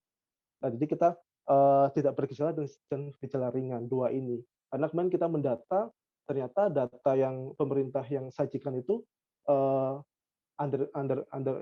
masih di bawah angka sebenarnya. Karena kenapa? Kematian di rumah itu kadang belum tercatat dengan baik ternyata gitu kan. Oleh sebab itu ini adalah contoh bahwa RSR ini yang RSR yang digunakan untuk COVID ini dan masih terus on ya teman-teman semua. Jadi kalau teman-teman nanti ada keluhan atau mungkin ada tetangga atau siapapun teman rekan yang mengalami gejala ringan COVID-19 ataupun tidak bergejala dan ingin dipantau, nah bisa nanti cek di website kami gitu. Jadi itu contoh implementasi teknologi dalam menangani pandemi ini begitu. Nah, mungkin itu saja Mas Mbak semuanya atas tanggapan ya untuk hasil risetnya. Tentu saya apresiasi sekali karena risetnya tajam ya dan tidak ada yang seakan-akan ditutup-tutupi gitu. Karena memang kalau kita bicara perubahan dalam masyarakat, apalagi menyasar regulasi, maka tentu kita harus mengupasnya secara luas dan lebar gitu ya. Karena saya melihat ada 4 temuan tadi, multitafsir, kemudian masalah utama juga belum tersasar, kemudian acuan regulasi yang lalu juga tidak jelas, yang keempat adalah penggunaan bahasa asing gitu. Terima kasih. Saya kembalikan ke moderator. Baik, terima kasih dua penanggap hebat kita pada siang hari ini waktu Makassar menjelang sore. Mewakili akademisi ada Bu Kak Ika, mewakili praktisi ada Kak Yosep sebagai relawan lapor COVID-19. Baik, sahabat publik semua, kita masih punya waktu beberapa menit. Silakan boleh bertanya langsung, silakan raise hand atau bertanya melalui kolom chat, kami persilakan.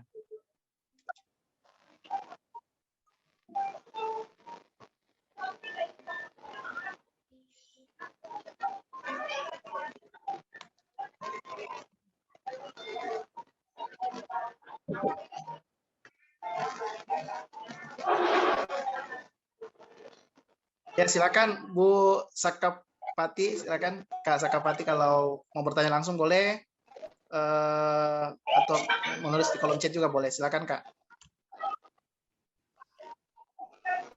Baik, terima kasih. Assalamualaikum warahmatullahi wabarakatuh. Luar biasa tadi saya menyimak. Tadi saya bergabung di room ini, kebetulan melihat informasinya di grup forum dosen Unhas. Ya, saya tertarik melihat dari apa yang ditelisik, apa yang dikaji teman-teman ini terkait dengan perwali mengenai Makassar Recovery ini. Saya mengapresiasi luar biasa hasil penelitian ini, namun saya juga kalau boleh ada rasanya sesuatu yang kurang. Apa sesuatu yang kurang itu? Karena setidaknya pada saat mempresentasikan hasil penelitian ini dihadirkan yang punya produk, tentu pemerintah kota atau tim Makassar Recover. Karena sepengetahuan yang bertransformasi menjadi program pemerintah Kota Makassar itu ada tim Makassar Recover. Saya mohon maaf dan izin juga untuk menyampaikan kepada kita semua bahwa saya berbicara di sini bukan kapasitas sebagai tim Makassar Recover, juga bukan sebagai dari pemerintah kota, tetapi saya kebetulan bersama Prof. Ilmar, bersama dengan Prof. Sutarno, bersama dengan Prof. Muin Fahmal, bersama Dr. Senudin Jaka, yang sebagai tim legal drafting di bagian hukum pemerintah Kota Makassar, yang Makassar Recovery. Tapi sekali lagi, saya tidak berkewenangan untuk berbicara dalam secara formal. Hanya saya ingin mengatakan, kalau ini hanya secara sepihak saja dipublikasikan mengenai hasil kajian dan temuan teman-teman, yang bagi saya belum utuh melihat seperti apa sih sebenarnya regulasi Makassar Recover yang ditelisik ini. Yang pertama, teman-teman tim pengkaji tidak melibatkan, ya maaf kalau saya katakan tidak ada juga yang expert di perundang-undangan. Ya, tidak ada expert di situ terkait perundang-undangan. Kemudian yang kedua, dari data yang diperoleh ini, sumber kajiannya terkait apa yang ada di dalam konten Perwali Makassar Recover ini, sekali lagi itu tadi saya mengatakan belum utuh menyampaikan mendapatkan informasi seperti apa. Meskipun ini adalah perwali yang tidak ada naskah akademiknya, tetapi ada beberapa bulan dan beberapa waktu sebelum penyusunan perwali ini, kami juga tim legal drafting itu membuat suatu argumen dan penjelasan mengapa harus ada perwali tentang Makassar Recovery ini harus ada di Kota Makassar. Beberapa persoalan dan hasil itu sebenarnya bisa ditanggapi dengan berbagai argumen, dan seperti apa sebenarnya 3 komponen utama atau 3 kegiatan di dalam Perwali Makassar Recovery itu, imunitas kesehatan, adaptasi sosial, dan pemulihan ekonomi. Jadi kalau teman-teman lihat bahwa di 3 kegiatan yang digambarkan oleh Pak Dhani Pomanto, dan perlu juga saya sampaikan bahwa Pak Dhani Pomanto ini sudah mendapatkan ya hak kekayaan intelektualnya terhadap ciptaannya mengenai Makassar Recover. Jadi sudah mendapatkan sertifikat hak cipta mengenai Makassar Recover. Dan terakhir ini baru saja pemerintah Kota Makassar mendapatkan penghargaan terbaik dalam hal penanganan COVID di Indonesia dengan inovasi Makassar Recover. Nah, jadi itu suatu pembuktian bahwa apa yang dilakukan oleh pemerintah Kota Makassar ini diakui oleh negara secara nasional tentang upaya-upaya yang dilakukan oleh pemerintah kota di dalam melakukan pemulihan COVID-19. Kita mengingat bahwa Makassar Recover ini di-launching tanggal 2 Juli. Jadi artinya apa? Pada saat menyusun perwali ini memang yang namanya COVID adalah hal yang baru. Jadi kami juga beberapa bulan itu mencoba meminta, mendalami apa sih sebenarnya yang keinginan, apa yang menjadi inovasi yang akan dilakukan oleh Pak Dhani, tentu atas nama pemerintah Kota Makassar dalam hal upaya pemulihan COVID di Kota Makassar. Sehingga itulah kemudian memakai kata Makassar Recover, bukan Makassar Recovery. Itu ada semua filosofinya yang menjadi simbol. Nah, mengenai judul yang memang tidak berbahasa Indonesia, kami juga sesuai dengan undang-undang itu memang tidak untuk memakai bahasa asing. Tetapi argumen kita pada saat itu ini adalah program, ini adalah judul program, dan akan di dalam penjelasan sebelum lahirnya perwali ini, dan kemudian kami juga menelisik bahwa regulasi yang ada meskipun ada ketentuan seperti itu, tetapi faktanya ada juga yang keluar dari itu. Kenapa? Karena berpijak pada nomenklatur nantinya pada saat terkait anggaran. Tapi sekali lagi teman-teman semua, apresiasi yang sangat luar biasa, dan mudah-mudahan ini ke depan bisa bisa duduk bersama dengan pemerintah Kota Makassar bahwa apa yang memang diharapkan oleh teman-teman ini. Dan saya juga Perwali nomor 5 ini sudah dari apa yang sudah keluar, apakah mungkin diperoleh di JDIH yang terbaru, karena pada saat proses ditandatanganinya ini di saat-saat terakhir itu ada beberapa perbaikan terhadap naskah dengan beberapa penjelasan pada saat itu, karena misalnya semua di dalam konten itu sedemikian rupa harus tersebutkan yang akan menjadi rule dan pedoman di dalam implementasinya nanti. Tapi sekali lagi mudah-mudahan pada diskusi sebelumnya kalau memang ada ya supaya lebih utuh lagi dan lebih memperoleh masukan dan pandangan tentu akan lebih elok namanya kalau yang bersangkutan langsung dan dilakukan secara formal, karena saya mengatakan ya kalau ini hasil ini diekspos ya tentunya ya jangan menimbulkanlah kegaduhan lagi atau apa, padahal ada hal-hal yang mungkin belum tersampaikan. Ya, jadi saya kira itu mungkin sekilas dari saya. Sekali lagi harapan saya di Makassar Recover itu ada timnya, ada ketua timnya, ada sekretarisnya, ada juru bicaranya, ada tim medianya. Ya, jadi itu nanti mohon dikonfirmasi. Saya kira itu. Makasih. Assalamualaikum warahmatullahi wabarakatuh. Terima kasih banyak Anda atas tanggapannya. Baik, Kak Isda juga mau bertanya mungkin? Tadi saya lihat raise hand. Kak Isda. Dulu yang lain. Baik, apakah ada yang bertanya langsung atau saya bacakan yang di kolom chat? Ini ada 2 pertanyaan Mas di kolom chat.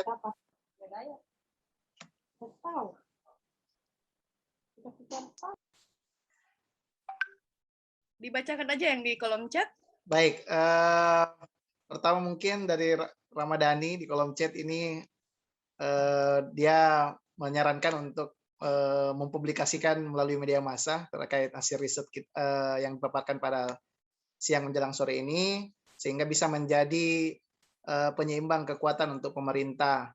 Kemudian pertanyaan dari Kak Amandata untuk Bu Ika, ingin bertanya bagaimana bentuk proses partisipasi publik seperti apa yang dapat dilakukan oleh Pemda dalam kebijakan publik, karena seringkali hanya hingga tingkat konsultasi bukan partisipasi. Terima kasih. Masih bertanya lagi, Amanda, bagaimana koalisi warga seperti Aliansi Masyarakat Peduli COVID dan Lapor COVID dapat dilibatkan dalam advokasi? Baik, silakan mungkin menanggapi beberapa pertanyaan, tapi kalau Kak Isda mau bertanya langsung juga, kami persilakan dulu sebelum kami batasi 5 penanya untuk pada hari ini karena sudah menjelang sore untuk di Makassar. Silakan Kak Isda. Saya sebenarnya tadi mau bertanya ke Mbak Ika, tapi sekalian mungkin saya tanggapi juga sebentar ke Ibu Sakapati. Pertanyaan pertama saya ke Mbak Ika. Nah, ini kan kebijakan publik ini udah dimatangkan oleh anggaplah local government ya, pemerintah lokal untuk kemudian dilaksanakan di daerahnya. Nah, adakah channel atau adakah mekanisme yang diberikan pemerintah untuk kita bisa merespon kebijakan publik, apakah dia cocok atau tidak? Jadi apakah ada proses tanya jawab atau proses prototype atau proses piloting atau proses mendengar warga untuk saya dengar tadi ada kata empati atau kata evaluasi. Adakah channeling di dalam kebijakan politik Indonesia ini untuk memberitahu pemerintah bahwa ini kebijakan politik yang kamu lakukan nih nggak benar gitu. Apakah kita punya mekanisme itu? Itu barangkali dulu Mbak Ika. Terima kasih. Baik. Terima kasih. Sebenarnya tunggu dulu Kak Ika, masih ada kayaknya satu nih Kak Lili. Ya mungkin terakhir dari Kak Lili. Silakan Kak Lili. Saya mungkin ini aja ya, nggak bertanya sih, tapi pengen memberi beberapa poin ya penting mewakili Siap. aliansi, karena saya juga salah satu inisiator aliansi ini bersama ISDA. Untuk Sakapati, Ibu Sakapati, salam ketemu di sini lagi. Terima kasih penjelasannya yang panjang lebar. Saya mewakili aja teman-teman aliansi bahwa Ibu ISDA sebagai koordinator kegiatan ini tuh sudah memberikan undangan kepada juru bicara Makassar Recover, Pak Makbul. Ya, jadi tentu kita tidak bisa memaksa orang hadir apa enggak, karena belum tentu juga acara kita dianggap penting kan. Kita ini siapa sih di Makassar? Kita ini orang-orang biasa. Peneliti yang cuma ingin memberikan kontribusi ketika ingin menjawab beberapa kegelisahan, Bu Saka. Yang kedua, yang mungkin bisa menjadi catatan yang Ibu Saka bisa sampaikan langsung ke Bapak Wali Kota yang terhormat, Bapak Dani Pomanto, karena Ibu ada dekat dengan beliau, bahwa kita ini sekumpulan intelektual yang independen, yang tidak ada di kubu manapun, dan bekerja secara pro bono selama kurang lebih 6 bulan. Betul-betul mencoba memberi pagar bahwa yang akan kami teliti di sini adalah dokumen publik yang tersedia. Ini sekaligus juga untuk menjawab bahwa salah satu syarat dari kota yang baik adalah menyediakan dokumen publik dan seluruh produk perundang-undangannya yang menentukan nasib dan kehidupan rakyat. Itu yang terbaru. Tapi apa kenyataan yang kami dapatkan beberapa bulan mengumpulkan data, Bu Saka? Lampiran tim peneliti di file perwali yang tersedia di website, sama sekali halamannya tidak ada. Di buku panduan yang selalu dibagikan di banyak WhatsApp group oleh Bapak Wali Kota Dani Pomanto, nama tim ahli dan tim penelitinya tidak ada. Di buku panduan tersebut ditulis bahwa seluruh kebijakan Makassar Recover disusun oleh Muhammad Ramdan Pomanto. Mengapa kami memberi pagar meneliti isi dan formulasi kebijakan, padahal banyak sekali kemungkinan melakukan penelitian multidisiplin menanggapi pandemi ini? Karena kami ingin melihat bahwa akar dari kegaduhan yang terjadi di Makassar ini, semua orang itu pengen ngomong, tapi tidak ada yang betul-betul bisa memberikan kontribusi yang tuntas merespon ini. Kita semua pengen dianggap hebat merespon saat detektor muncul, saat kegaduhan muncul. Itu. Nah, saya pelan-pelan mulai melakukan pencatatan tentang apa saja dokumen publik yang disediakan oleh pemerintah kota Makassar terkait COVID. Kami bekerja dengan beberapa mahasiswa, meneliti satu demi satu. Ini di luar pekerjaan utama saya sebagai peneliti di Monash University di Melbourne. Ini semata-mata karena saya cinta pada Makassar. Tapi apa yang saya dapatkan? Melalui pertanyaan-pertanyaan tertulis yang saya ajukan lewat Instagram Makassar Recover, jawaban-jawaban yang diberikan oleh juru bicara, oleh pengelola Instagram Makassar Recover, jauh dari memuaskan. Ibu Saka dan profesor-profesor yang masuk dalam tim ahli, tentu orang yang luar biasa. Tapi saya kira kurang etis juga rasanya mengatakan bahwa tim yang bersifat multidisiplin ini tidaklah pantas untuk meneliti karena tidak ada ahli perundang-undangan. Karena tadi dalam konsep penelitian cepat yang kami adaptasi dari Australia Indonesia Center yang memperkenalkan perlunya semua orang yang punya kapasitas untuk melakukan penelitian berbagai bidang, sains, humanisme, sosial, beradu dengan waktu.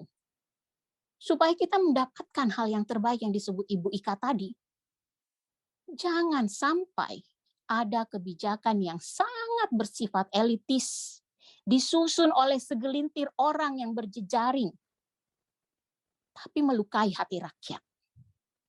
Di mana kita membaca terlukanya hati rakyat? Izin Kak Lili, 2 menit Ya, lagi mungkin. surat kabar. Jadi itu Bu Saka. Dan saya kira kalau dengan kerendahan hati, saya bisa meminta Ibu Saka ya, dengan kerendahan hati ini bisa dikomunikasikan kembali kepada Bapak Wali Kota yang terhormat, kepada teman-teman di Makassar Recover, bahwa ada produk ini. Dan tentu perjalanan kita masih panjang, karena kami memagari dan juga melakukan beberapa diskusi lintas disiplin bahwa ini memang yang dikerjakan oleh Amril dan Tami yang kemudian kita dukung dengan suplai data, itu dipagari dengan kajian isi sebuah dokumen publik yang sudah diterbitkan dan ditandatangani. Sehingga kalau ada pernyataan dari Bu Saka bahwa jangan-jangan yang kami teliti ini adalah naskah perwali yang belum paling update, pertanyaannya bisa kami kembalikan ke pemerintah kota. Mengapa tidak menyediakan dokumen publik yang paling update buat rakyatnya untuk dibaca? Terima kasih. Assalamualaikum warahmatullahi wabarakatuh. Salam wabarakatuh. Baik, saya berikan penangkapan pertama mungkin untuk Kak Ika dulu deh. Mungkin untuk menanggapi semua pertanyaan baik yang ada kolom chat ataupun menanggapan secara langsung. Silakan Kak Ika. Baik, terima kasih Mbak Amanda atas pertanyaannya. Ini sebenarnya sama dengan Mbak Isda ya. Tapi saya melihatnya ini sebenarnya bukan pertanyaan, tapi frustasi. But I can saya itu valid lah, frustasi teman-teman yang bergerak di bidang ini itu valid. Karena saya pun merasakan mengalami yang sama. Jadi kalau boleh sedikit aja kasusnya, ini waktu awal-awal COVID masih 2019, saya dan tim itu kami sempat, saya pribadi dan tim itu kita sempat membantu salah satu lembaga yang memang menganalisis opini publik. Ini kenapa ya? Oke, jadi kita waktu itu menganalisis sentimen di masyarakat, bahkan waktu itu sampai ke pemetaan isu. Jadi waktu itu ada masalah terkait dengan kurangnya masker dan baju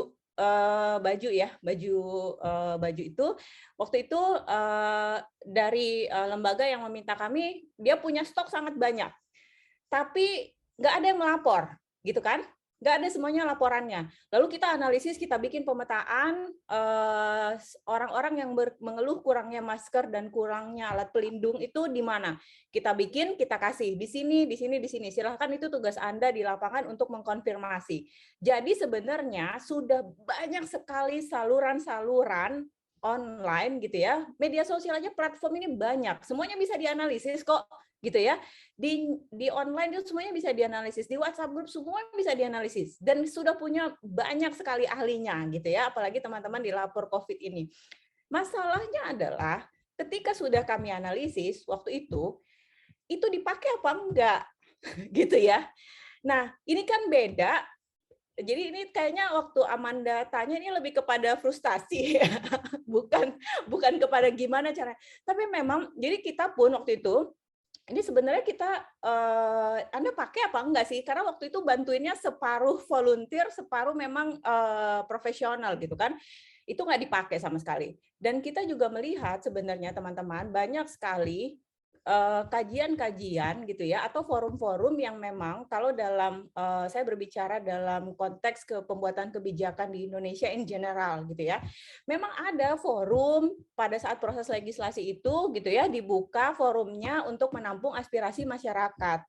Tapi apakah itu target grup Anda? Dan apakah memang forumnya itu efisien?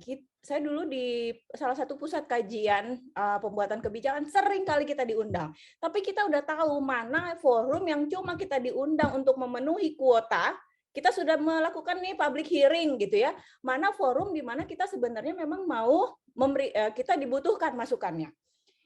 Tapi ada gitu ya. Jadi kalau menurut saya gini, inilah pentingnya sebenarnya teman-teman dari CSO untuk saling bergandengan tangan, karena semakin besar suaranya gitu ya, itu semakin didengar gitu. Karena ada forum-forum di mana kita beneran diundang untuk inovasi. Waktu itu caranya adalah, ini kan sekaligus tanya ya, gimana sih caranya biar bisa dilibatkan? Itu memang kita melibatkan semua pemangku kepentingan, bahkan kita tanya juga pemberi layanan. Karena kan kasihan ya, kadang-kadang ASN ini bagian terdepan gitu, itu kan dia cuma follow protokol. Tapi kan dia nggak pernah didengerin tuh, pokoknya dikasih nih jalanin gitu kan, komplain ke dia gitu. Bahkan waktu itu kita sampai kita analisis, kita kasih masukannya, ternyata permasalahannya ini dibikinlah ada smart juga, smart yang lain lah, pokoknya di tempat yang lain. Tapi itu ada, dan menurut saya sampai sekarang program yang smart itu juga itu berjalan cukup bagus lah gitu ya, karena banyak yang ditampung. Jadi itu kalau mau kita sampaikan gitu ya, ini saya bisa aja nyebut brandnya, tapi saya nggak mau jadi tempat promosi ya. Tapi itu sebenarnya kalau mau dilakukan bisa gitu ya. Cost-nya itu kecil sekali, tapi memang upaya di awalnya itu loh untuk mengidentifikasi. Jadi menurut saya gini, teman-teman di CSO tetaplah bergandengan tangan, tetaplah memberikan aspirasi, karena itu ada yang pantau gitu. Menurut saya itu pasti dipantau, cuma kan memang masalahnya kalau teriaknya kecil gitu ya, oke gitu kan, tapi kalau teriaknya sering gitu ya, berkali-kali atau bareng-bareng, itu biasanya akan lebih memberikan efek lah gitu. Ini dalam konteks Indonesia ya. Jadi jangan saya memahami frustasi Anda valid, bergandengan tangan, kolaborasi kita terus ingatkan, karena itu ada yang pantau. Nah sekarang masalahnya adalah mau didengarkan apa enggak gitu. Nah itu diskusi yang berbeda saya rasa. Terima kasih. Baik, makasih Kak Ika atas tanggapannya. Mungkin saya beri kesempatan dulu Kak Yosef untuk menanggapi pertanyaan teman-teman sahabat publik yang secara langsung maupun melalui kolom chat. Silakan Kak Yosef, 5 menit ya Kak Yosef. Terima kasih. Oke, terima kasih banyak. Tadi juga sempat diberikan feedback juga ya dari Ibu Saka dan Ibu Isda dan teman-teman lainnya. Termasuk juga tadi IBK juga sempat memberikan pandangan yang saya juga setuju dengan yang beliau sampaikan, karena lapor COVID sendiri kita juga secara pro bono ya, jadi kita melakukan analisis sentimen, kita juga pernah mengadakan MOU untuk melihat persepsi masyarakat, risiko masyarakat di DKI, Jatim, Jabar, juga banyak kota yang bersama kita secara langsung untuk melihat persepsi risiko masyarakat di tengah pandemi. Artinya kalau tadi yang dilakukan oleh teman-teman aliansi ini tentu tidak salah ya, karena kan itu muncul dari diri kita sendiri gitu, tanpa ada hal-hal lain gitu kan. Kita mungkin melihat secara langsung di lapangan, kemudian ada kegusaran hati. Tahu tadi Ibu Ida bicara valid ya rasa frustasinya, karena kita mengalami gitu ya, kita yang merasakan di lapangan tuh bagaimana ada rasa frustasi. Baik untungnya adalah frustasi itu disalurkan dengan cara yang baik, itu riset gitu ya, bukan hal-hal yang anarkis gitu ya, enggak, tapi kita dengan bentuk riset. Jadi saya rasa untuk menggaungkan sebuah hasil riset yang diadakan teman-teman aliansi di masyarakat ini terkait juga lapor COVID dan secara nasional itu, bahwa memang kita harus bersama-sama gitu ya. Kalau emang ada temuan-temuan yang penting gitu ya, yang menyasar bahwa kebijakan publik menyasar ke masyarakat, tentu utamanya adalah masyarakat hal yang terpenting gitu ya. Siapa sasaran utamanya? Masyarakat. Kalau masyarakat ini, publik ini dikenai regulasi dan mendapatkan tekanan yang membuat mereka makin tidak bisa bergerak atau mereka makin terpuruk secara sosial maupun ekonomi dan kesehatannya, maka itu harus segera kita suarakan. Karena lagi-lagi di takaran kebijakan selesai mungkin ya di tingkat sudah di ACC, sudah ditandatangani, sudah dikeluarkan, mungkin itu selesai gitu.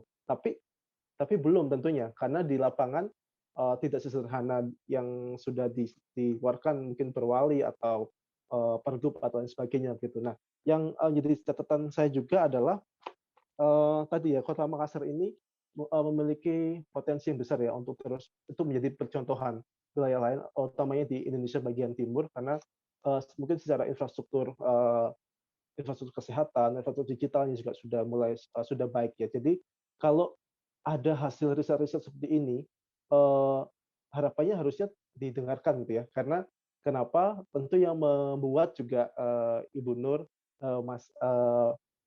Mas Amril ya, juga dosen gitu ya. Jadi memiliki hal-hal yang yang cukup untuk bisa meriset ini, dan itu itu berasal dari orang Makassar sendiri gitu. Jadi mereka merasakannya gitu. Jadi kurang valid apa gitu kan gitu kan. Bayangkan mungkin gerakan-gerakan lain kayak lapor Covid itu kan kita nasional, kita orang Indonesia, kita melihat bahwa perlu adanya sokongan data, perlu ada sokongan riset terkait persepsi risiko di secara nasional, membersamai atau mengawali tentang vaksin, bansos, itu juga berasal dari kita sendiri yang hidup di Indonesia, yang merasakan bahwa ada sistem-sistem yang harusnya bisa dijalankan jauh lebih baik gitu kan. Dan kita hadir. Izin semenit lagi Kak Yosep ya. Dan kita hadir itu bukan untuk merusak sistem, tidak, tapi kita berusaha untuk memberikan memberitahu ini loh celah-celahnya, ini loh yang bisa disasar, yang bisa diperbaiki oleh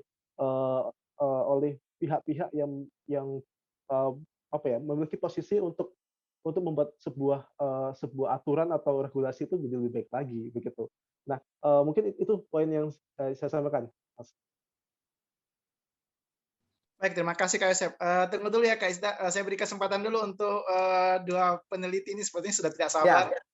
Berbagi waktu saja ya sama kami. Ya, Kak Tami. Terima kasih. Saja. Sedikit saja bahwa menanggapi tadi sayangnya Bu Saka langsung live dari forum ini. Yang saya bilang bahwa saya adalah pengajar dalam public administration, dan kemudian fokus pada dan kami mempelajari yang namanya kebijakan publik. Nanti Ibu Ika juga pasti menanggapi bagaimana proses kebijakan itu lahir sebenarnya. Tidak hanya sekedar pada tahapan kebijakan itu kan ada agenda setting. Kemudian bagaimana memperoleh sehingga muncullah sebuah kebijakan, karena ada partisipasi publik di situ. Mungkin nanti Mbak Ika bisa tambahkan di situ. Kemudian ada juga yang namanya implementasi, bagaimana mengimplementasikan kebijakan, bagaimana kemudian mengevaluasi kebijakan. Saya kira dalam perspektif ini bahwa kapasitas, kenapa saya bisa masuk ke sini, kapasitas saya sebagai yang memahami, bukan memahami, tapi yang konsen pada public admin, yang kebetulan konsen ada dua fokus kajian yang ada dalam kajian kami, manajemen publik dan kebijakan publik. Dan kebijakan itu tidak melulu hanya perspektif hukum, tetapi perspektif kebijakan publik juga perlu dipahami di sini. Bahwa kenapa bisa, misalnya kenapa kebijakan itu ditolak atau diterima atau dan ditolaknya oleh warga, ya karena itu tadi. Karena tidak melalui proses-proses itu yang dipahami itu. Opini publik dan lain-lain. Ya, makanya kajian di dalam naskah akademik diperuntukkan, naskah akademik ada pada bab-bab yang mengenai bahwa aspek tinjauan sosiologisnya, karena itu tadi tinjauan sosiologis itu yang kemudian mampu untuk bisa bahwa supaya kebijakan ini dapat diterima, dan itu harus sesuai dengan konten lokal yang ada pada daerah masing-masing, seperti itu. Dan kemudian pada perspektif manajemen kebijakan, pada perspektif manajemen publik, seharusnya program itu bukan menjadi sebuah jadi sebuah aturan. Seharusnya kalau visi itu melahirkan yang namanya misi melahirkan, kalau dalam kajian perencanaan pembangunan ya, melahirkan visi, kemudian misi, kemudian sasaran strategis, kemudian program, masuklah kegiatan. Program itu bagian terkecil daripada visi yang ada. Terus kemudian tiba-tiba ini menjadi rujukan regulasi. Saya kira itu saja dari saya. Terima kasih. Silakan Kak Tami. Ya, saya tambahkan sedikit. Mungkin Ibu Sakanya sudah live, tapi ini bisa menjadi penjelasan buat teman-teman peserta ruang publik pada hari ini. Jadi tadi juga mungkin lupa dikenalkan bahwa ini namanya penelitian cepat, rapid research. Isinya adalah kolaborasi berbagai pihak, baik dia akademisi, peneliti, aktivis, dan lain-lain. Nah, saya sendiri dosen hubungan internasional. Mungkin dibilang kenapa dosen hubungan internasional urusi kebijakan publik begitu. Saya dosen hubungan internasional di UIN Alauddin Makassar. Tapi saya juga tergabung dalam pusat studi kebijakan publik yang ada di Laboratorium Ilmu Politik di UIN Alauddin Makassar. Jadi memang kita kajiannya sering mengkaji tentang kebijakan-kebijakan publik yang ada, baik di tingkat desa sampai ke nasional dan lain-lain. Nah, kemudian bicara masalah pandemi itu juga sudah menjadi isu global. Dan buat apa meneliti pandemi di Amerika Serikat, di Cina, kalau di kota kita sendiri itu perlu perhatian yang besar gitu loh. Itulah yang kemudian dibahasakan tadi di awal, bagaimana mengenalkan kami adalah kelompok orang-orang dari perspektif masing-masing, dari background akademik dan profesional masing-masing yang tergabung karena minat dan kesadaran mau memberi sumbangsih untuk kota kita. Ini betul-betul sumbangsih akademik kita yang mana perdebatan-perdebatan itu buat apa berhenti hanya di WA group saja, buat apa berhenti hanya di komen-komen Instagram atau Facebook saja, sedangkan kita punya capability untuk menyelesaikannya dalam penelitian sosial yang bisa kita pertanggungjawabkan keilmiahannya. Jadi inilah yang kemudian menggerakkan kita, yang mana tadi sudah dijelaskan sama Kak Lili sebagai salah satu tim penelitian cepat juga, bahwa kami sadar penelitian ini harus dipertanggungjawabkan keilmiahannya. Makanya kami membatasi ruang lingkup penelitiannya hanya di lingkup analisis isi dan formulasi kebijakan.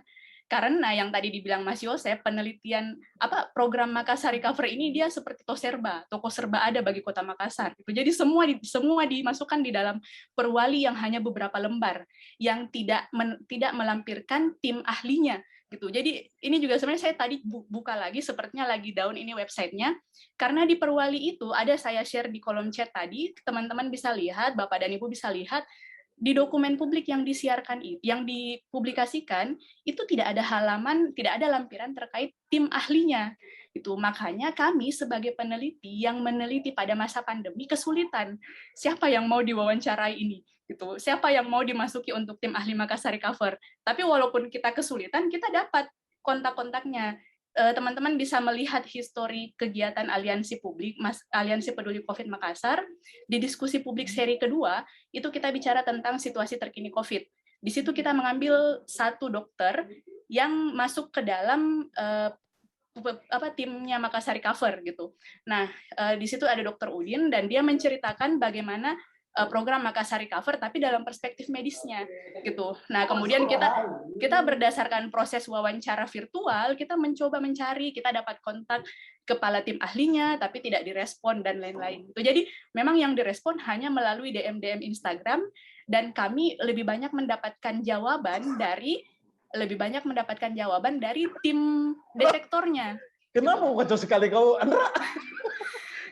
Nah, kita lebih banyak mendapatkan jawaban dari tim detektornya Jadi informasi tadi terkait detektor dibebas tugaskan, kemudian detektor hanya bertugas 3 hari, bayangkan, hanya 10, 11, dan 12 Juli. Setelah itu dia tidak bertugas lagi. Jadi anggaran yang sudah bermiliar-miliar itu hanya untuk 3 hari bertugasnya, dan tidak ada tindak lanjutnya lagi. Tapi kita tidak menyasar ke sana. Kita melihat kembali, oh memang karena dia multitafsir ini isinya, makanya detektornya juga tidak tahu mau kerja apa Jadi itu yang kami berikan batasan ruang lingkup dari penelitian kami adalah analisis isi dan formulasi kebijakannya, yang kemudian bisa kami klaim bahwa produk Perwali nomor 5 ini adalah produk kebijakan yang masuk dalam kategori poor public policy, seperti itu. Tambah lagi sedikit. Silakan. Satu kalimat. Bahwa kenapa kami membatasi formulasi, bukan implementasi, apalagi yang namanya evaluasi. Karena memang dalam kajian, dalam perspektif dua perspektif itu, implementasi kebijakan maupun evaluasi kebijakan, tentang program ini kami belum bisa menelitinya karena ini belum berjalan, kan idealnya 2 tahun. Makanya kami tidak pakai perspektif itu. Kami gunakanlah 2 analisa tadi. Itu hanya sekedar gambaran terkait tentang kenapa kami memilih ini. Terima kasih. Sedikit tambahan lagi mungkin Pak Awi. Jadi dalam prosesnya selain wawancara virtual, selain observasi dokumen juga secara virtual, kami juga sudah melakukan FGD secara virtual untuk hal ini. Jadi kami mengundang pakar kebijakan publik, kami mengundang teman-teman yang mengerti tentang pelayanan publik, bagaimana ini Perwali melayani publik. Itu kami dapat tanggapan banyak tadi, masukan dari Ombudsman. Kemudian ada juga teman-teman dari yang sering meneliti kebijakan publik, teman-teman dari Logov, itu banyak masukan juga kepada kami. Itu semuanya kami tampung Jadi untuk metodologi penelitiannya, insya Allah seperti kami tutup tadi, bahwa kami bisa mempertanggungjawabkannya secara ilmiah. Dan ini adalah sumbangsih akademik kami bagi Kota Makassar itu sendiri.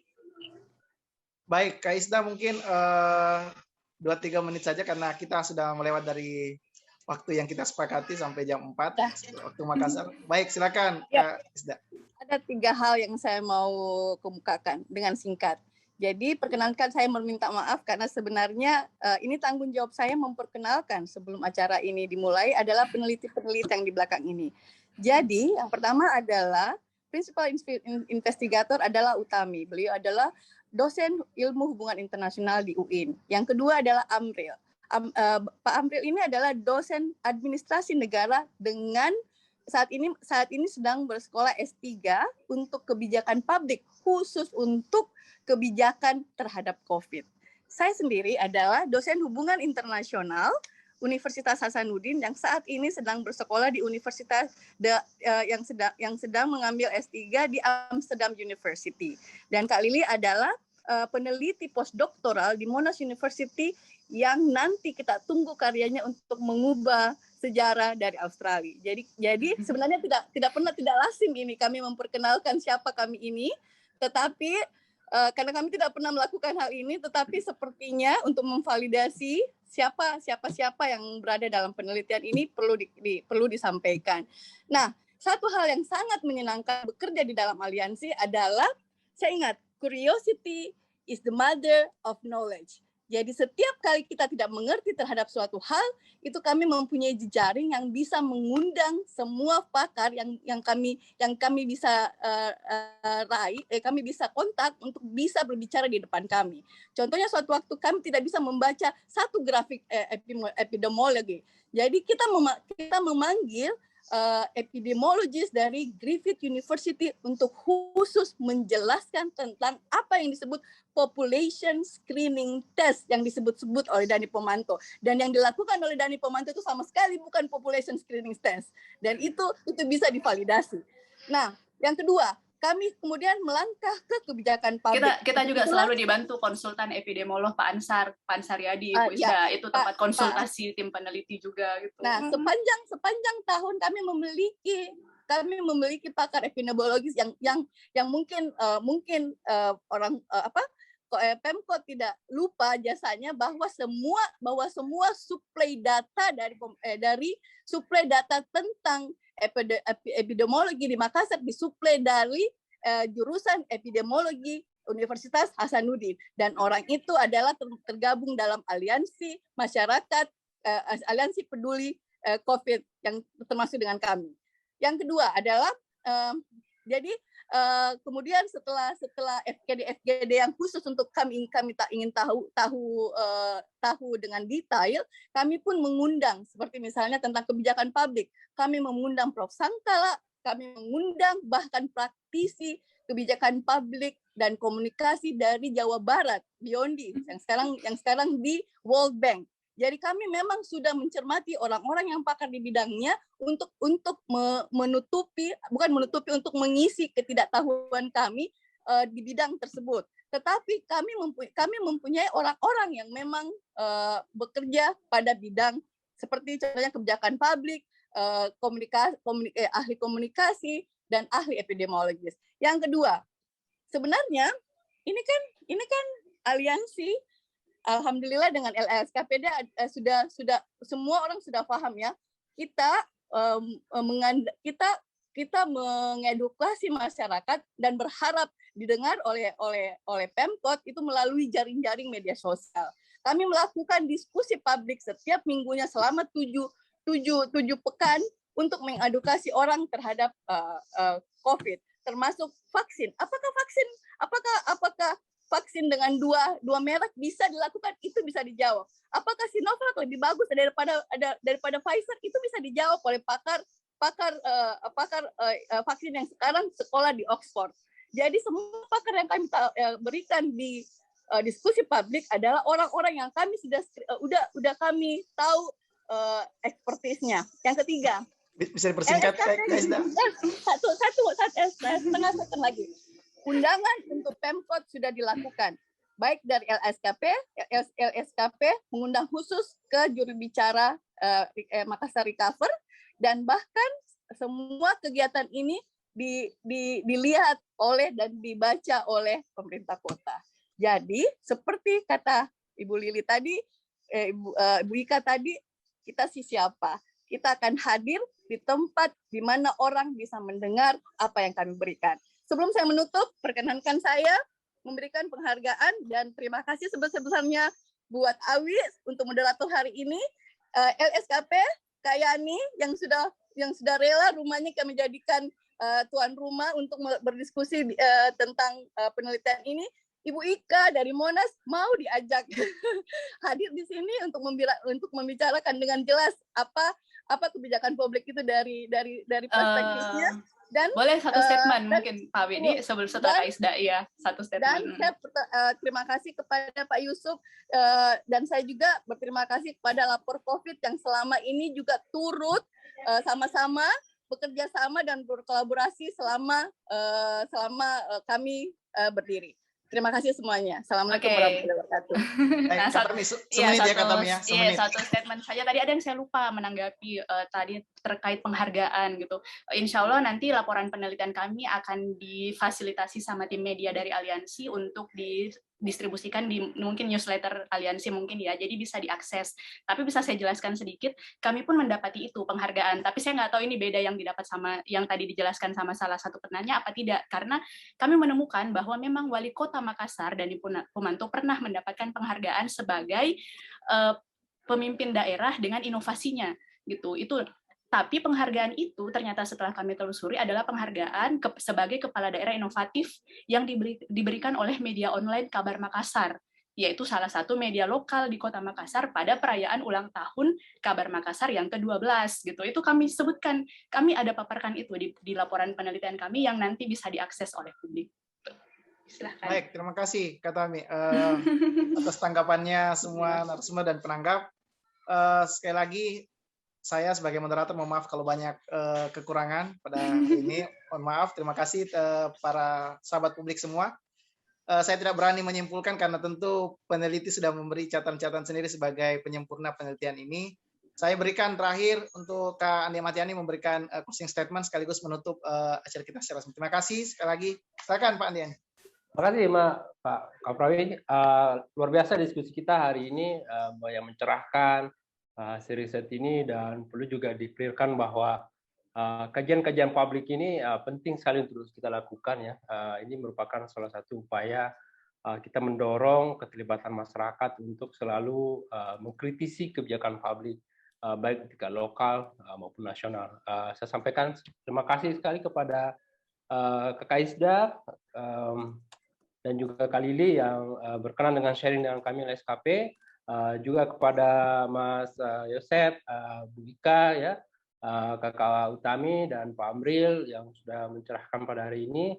Saya atas nama Lembaga Studi Kebijakan Publik mengucapkan terima kasih atas partisipasi teman-teman semua, dan mudah-mudahan apa yang kita akan lakukan hari ini memberikan semua manfaat besar, dan paling penting adalah mencerahkan kita, dan itu menjadi hal paling penting dalam kursus diskusi publik. Terima kasih.